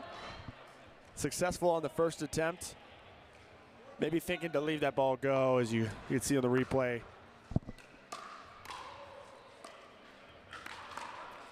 And a big Ernie. Able to hit down. That's one thing you got to be careful about when you are playing Deckel Bar, are the drop shots into his corner. Being so tall and athletic, you can do a lot of damage with that.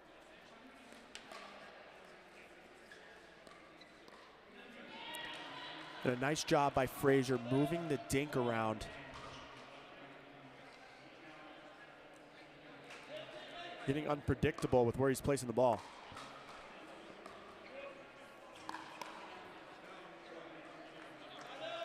And Bar with the quick trigger pull into the body of Tellez.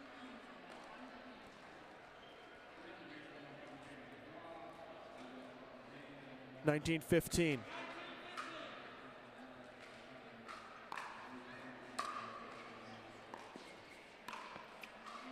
And a good leave off of the Ernie attempt.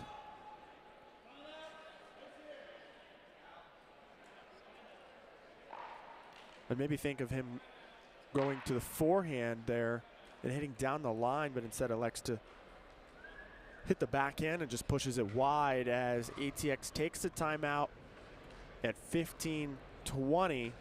They were down 13-15.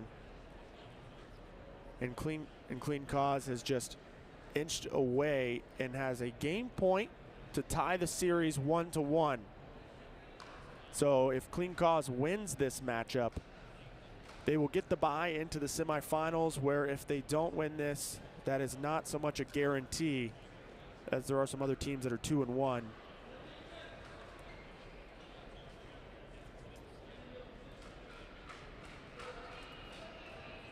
Where I believe the only other 3-0 team is Team BOQK.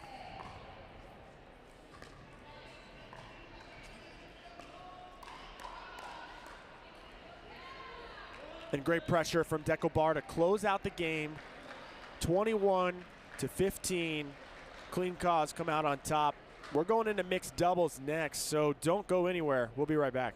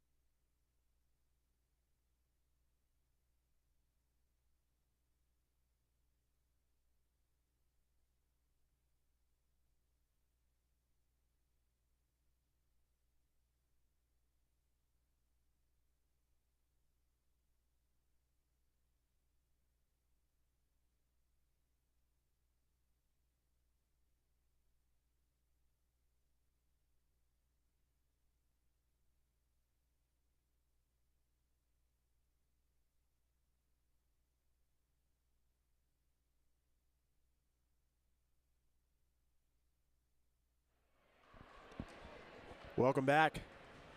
Major League Pickleball Columbus. Your day 2 last match in the pool play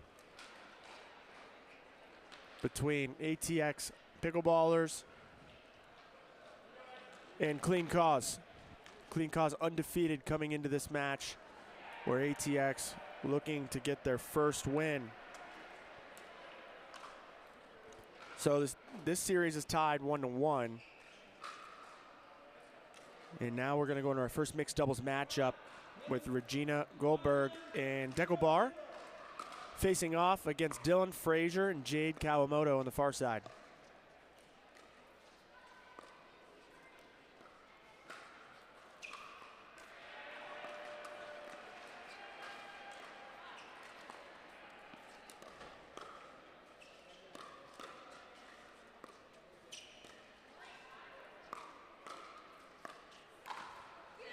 And a big poach, which turned into somewhat of an Ernie from Deckle Bar, taking up a lot of the court.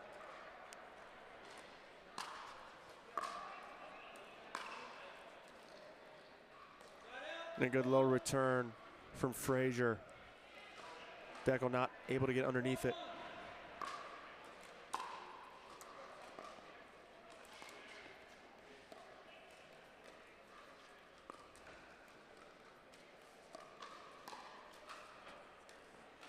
The lob.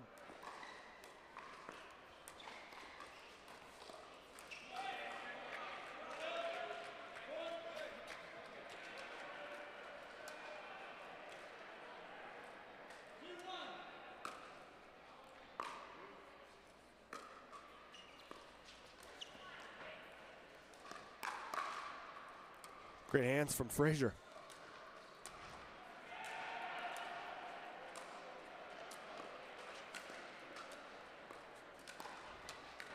And the lob just out. So now tied up 2-2. Jade Kawamoto serving.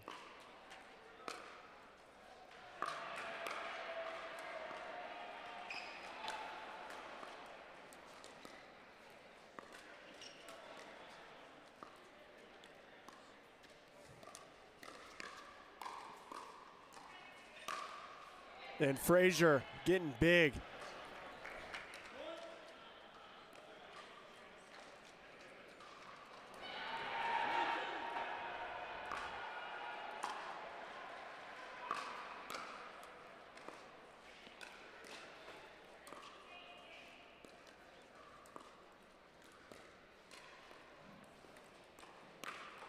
Interesting speed up choice at Jade, the lefty, was all over.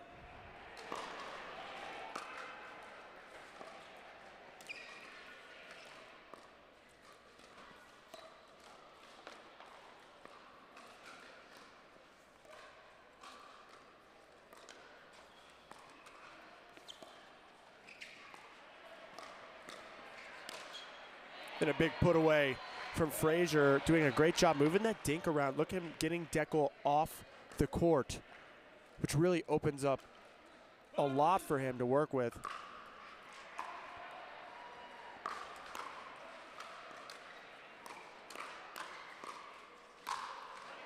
Big put away from Deckle Bar. That ball is not coming back. You see Jade just pops that one up a little too high for the big man to step in and put away.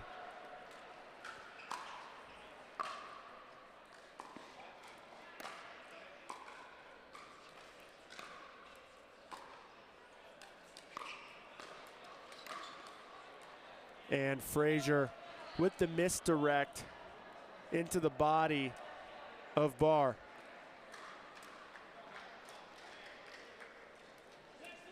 Looked like Frazier was going to attack Regina at first and decided to change directions and go at Barr. That's the pressure we're going to see a lot of from Barr. It just comes down to, can he execute on that poach using that long reach?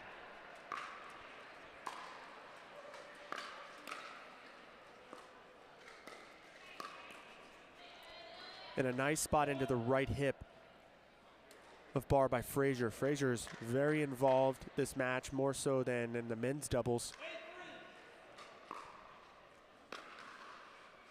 He's creating a lot of offense. And there he gets the friendly net roll.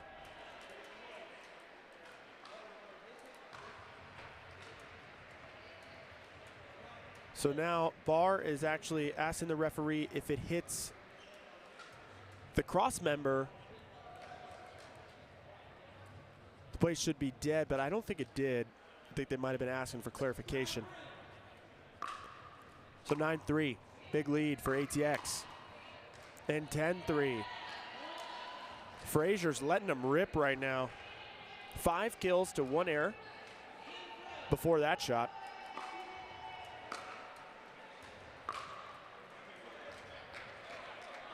But a great return from Goldberg.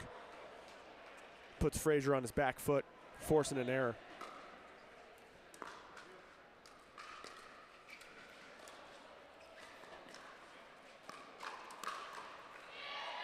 And Frazier seems to have Barr's number when he's pulling the trigger first. So it looks like Frazier is, so he has 7 kills to 2 errors, 4 of them coming off of the forehand volley. And most of those are going into the body of Barr. Regina's not really getting attacked too much straight up from Frazier.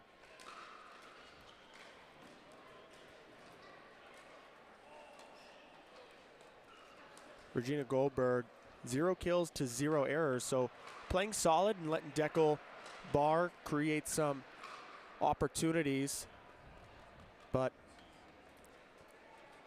the story is really based on 2 things. Frazier's forehand attack has been dangerous, and Barr, trying to take up a lot of the court, is getting himself in the right position, just not executing.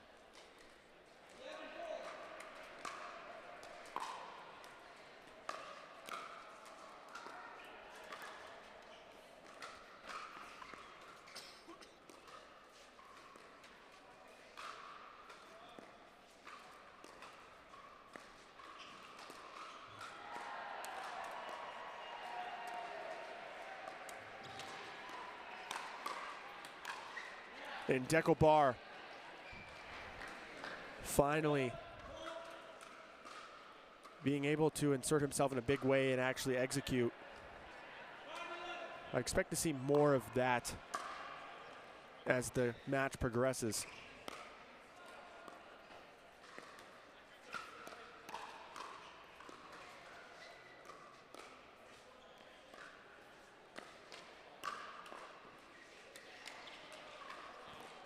Barr gets to it, but just too much from Frazier. He's putting that ball all over the court.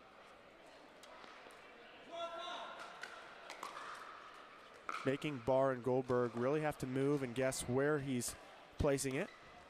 Goldberg with the Ernie.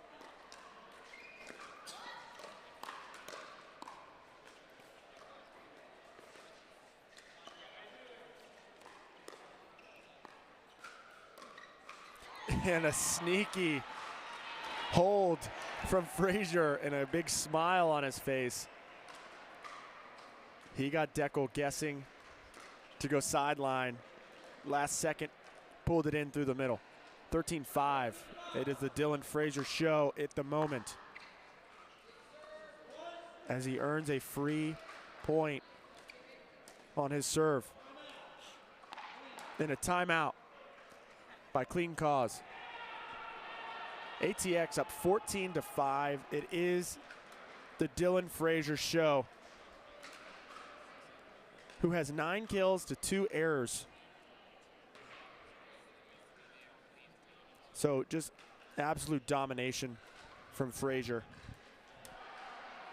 He's getting Deckel Barr jammed up nicely, and when he isn't attacking, he's moving the ball around very well to get them guessing. If I'm Deckel Barr, I trust my skills to finally find that offense and being able to execute.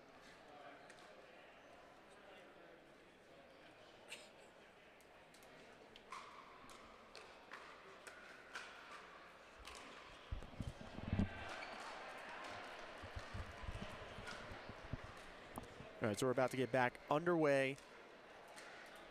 Jade Kawamoto will be serving 14-5.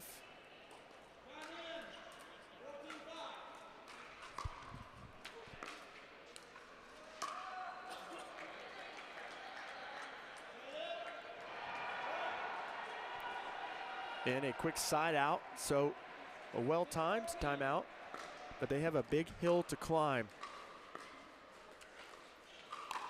Deckelbar getting the poach with a nice drop shot from Goldberg.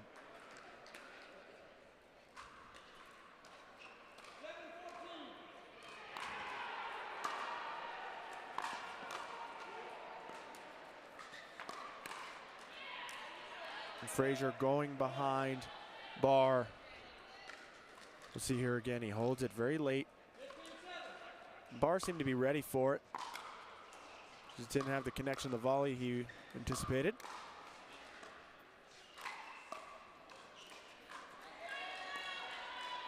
Frazier with a beautiful reset.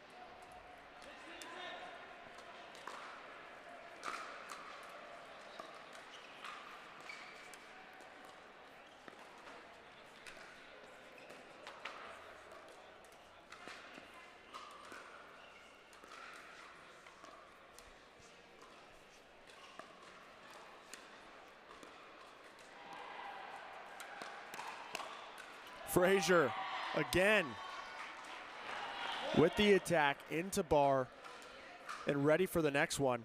Nice adjustment. Deco Barr saying, what do I got to do?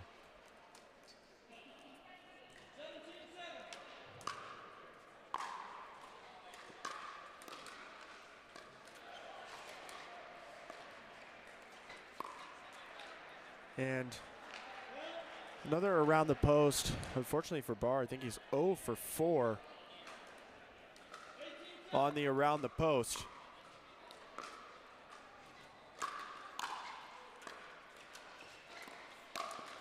And Frazier just taking over. Look at the smile from Jade Kawamoto.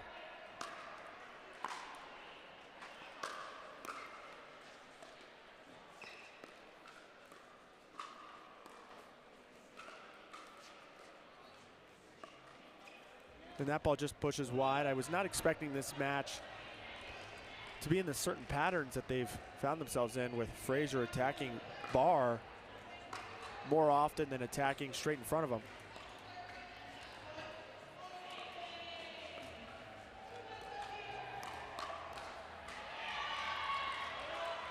And that's what Barr needs to do. However, Frazier is just unstoppable. 12 kills to 4 errors. And Jade Kawamoto shows Frazier how it's done and gets the victory, a commanding victory, 21-8. So the first mixed doubles matchup goes in favor of the ATX Pickleballers. But don't go anywhere, we have the second matchup coming right up.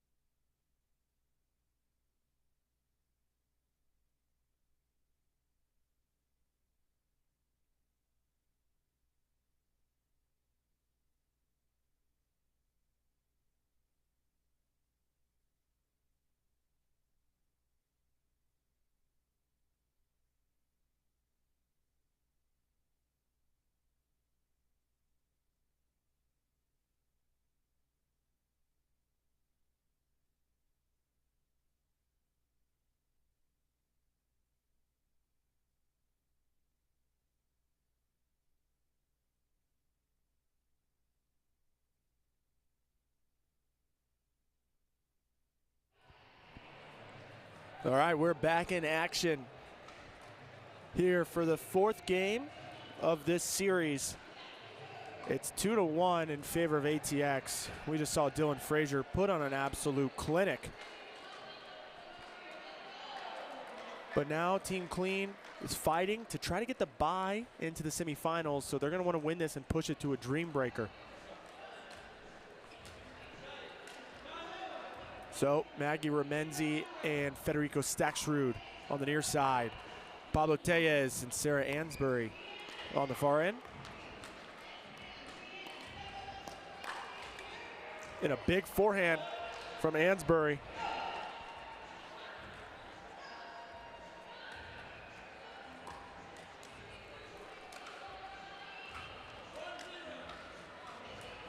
Ansbury serving.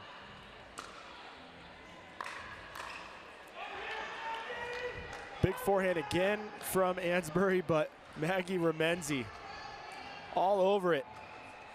Hitting down and away from a charging Pablo Tellez.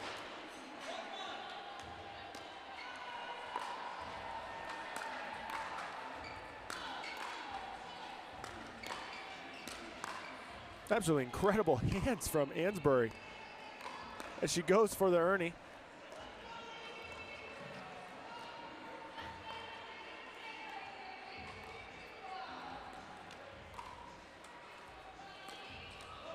And that ball just wide of the around the post. Exceptional hands to begin that point from Ansbury. Federico Staksrud drove 4 very low balls over the net. She handled them with ease. And a nice soft touch from Remenzi. Gets the job done.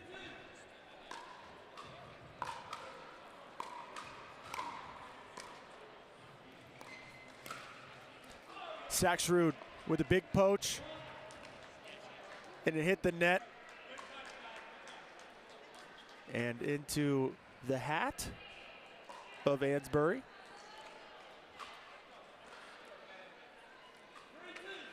Staksrud with a big drive.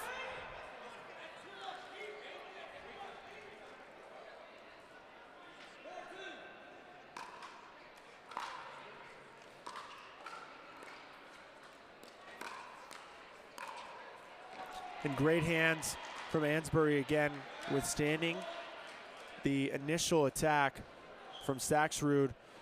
Pablo Tellez with a nice reaction as well in the backhand put away.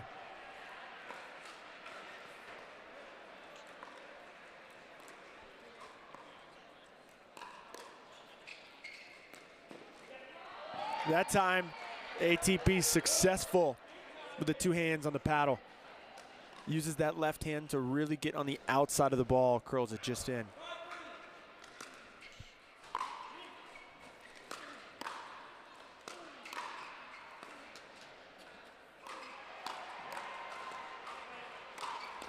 Tellez putting it away.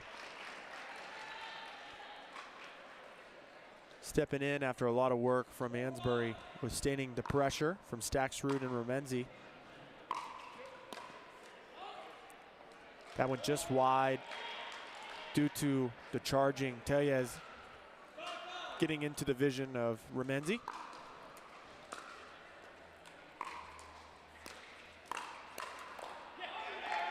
And Remenzi hitting down on the ball.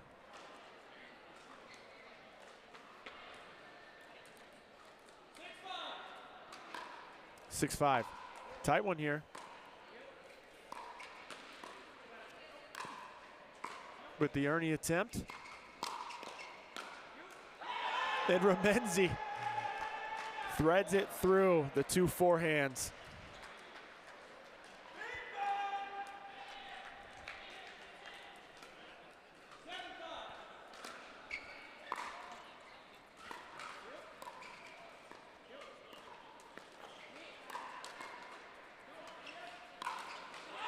And great defense on the side of Team Clean as Tellez just misses the put away.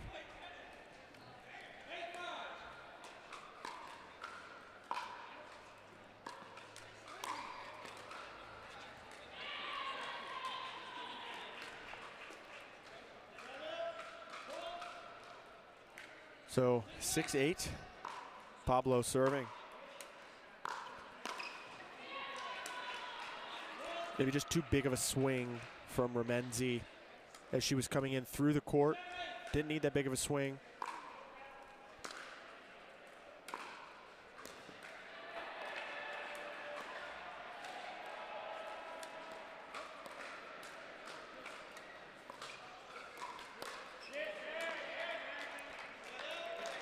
And a nice job from Ramenzi getting Pablo Tellez to move off the court, opened up the middle quite a bit, causing him to be late to the next ball.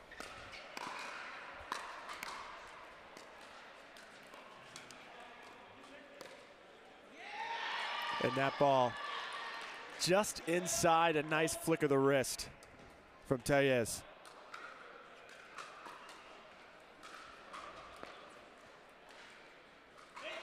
So 8-9, 1 point game.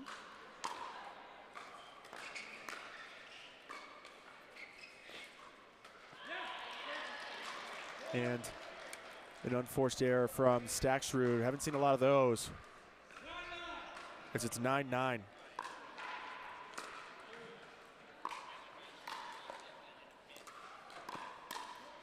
Great pickup from Tellez. Ramenzi had the put away at his ankles. He was able to have a nice soft touch into the kitchen.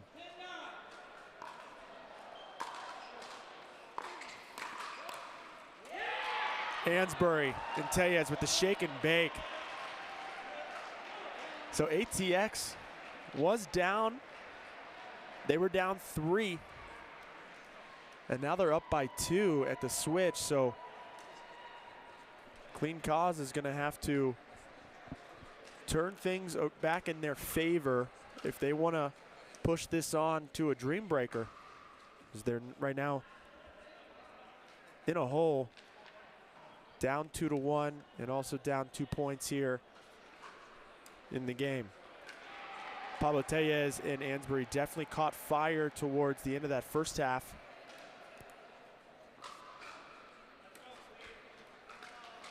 Tellez able to find some offense, and Ansbury doing a great job setting him up for an easier put away.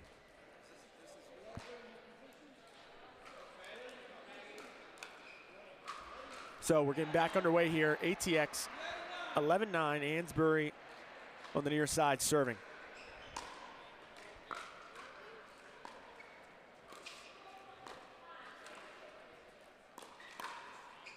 And that ball just inside the line. Nice reaction time from Ramenzi.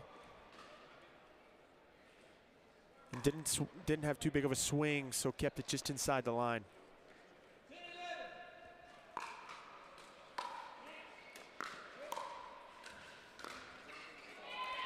That drive just under the top of the net cord.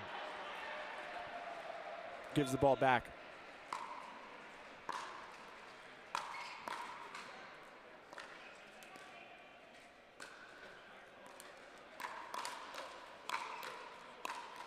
What hands from both Ramenzi and Tellez, but Ramenzi comes out on top.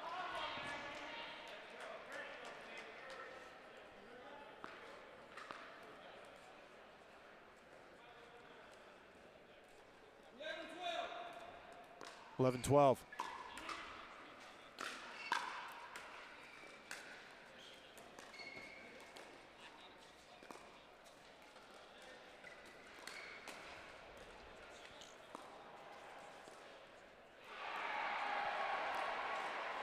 The lob over Ansbury. Tellez helping out a partner.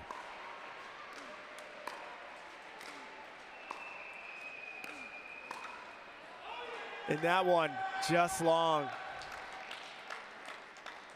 Good efforts on the side of ATX, but Clean Cause and complete control of that point after the lob.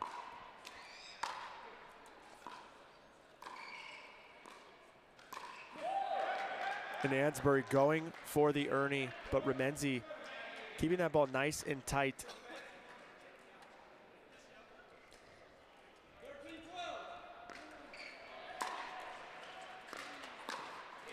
And Staksrud gets the ball that he wants Ansbury's been very solid on those volley defenses from his drives, but that one goes into the net.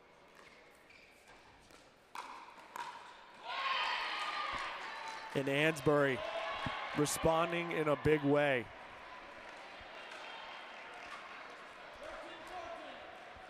The lead's now back in favor of Clean Cause, but it's still a 1-point game.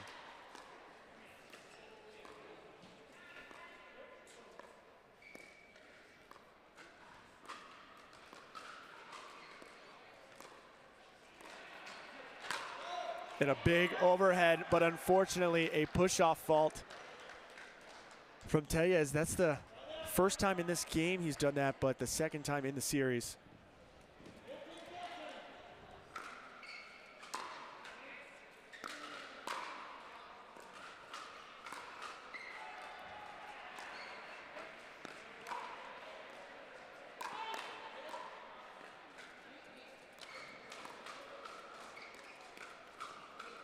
Still alive. One of the longest points so far this game, and Tellez comes out on top with a sneaky attack up high into Staksrud. Still within one. This game is coming down to the wire.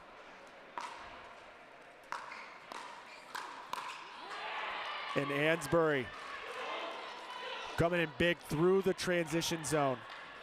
See here with a big forehand. Remenzi just mistimed the volley. And again, it looks like Ansbury's trying to bring the pressure to Remenzi just in front. She's had the edge the last few points. Now ATX regain the lead.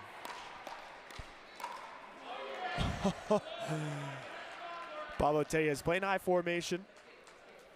Unable to get the finish. So Clean Cause, tie back up and get the ball back.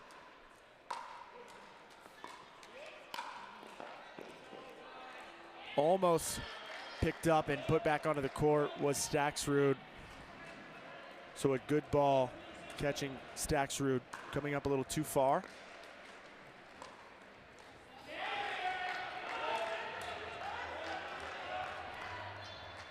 And a missed third from Tellez, so 17s across the board.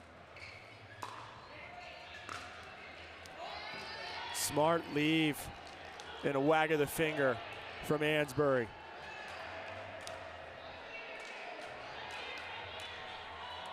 So now we have 18-17, getting closer to the finish.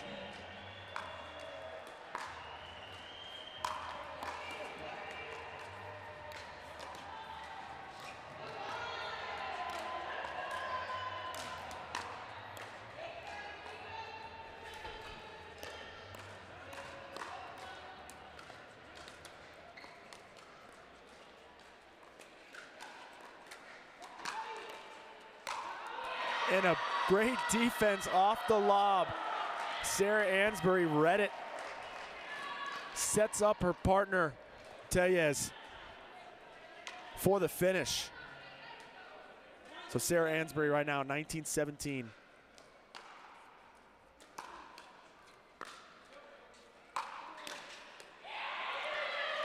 And a missed volley from the pressure of Tellez and Ansbury. They have regained control here late in the fourth game of this series. They're up 2-1. So ATX now has a game point. Clean Cause still has rally scoring in their favor for at least one more point before they get to 18. They're going to have to slow down the pace here that Ansbury and Tellez are bringing to them.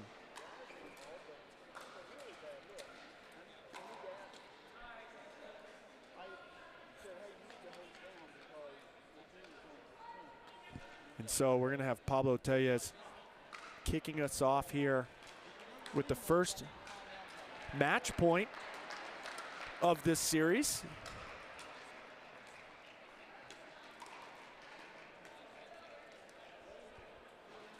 So, 2017,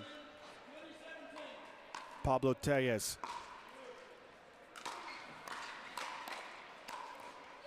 Gets it done. The ATX Pickleballers get the job done as Pablo Tellez looks into the crowd, flexing. So there you have it. ATX beats the unbeaten Team Clean. So not sure if the Team Clean will have a bye at this point, as there's several teams that are 2-1. But they do advance. ATX Pickleballers, unfortunately, will not advance as they are 1-2 in their pool. So we are done here on Grandstand Court. All the rest of the matches will start at 4:15 p.m. Eastern for the quarterfinals. So make sure to tune in over there. This is John Davison. I got 002 Stats with me, Boxcar Productions, at Major League Pickleball Columbus. Have a good night.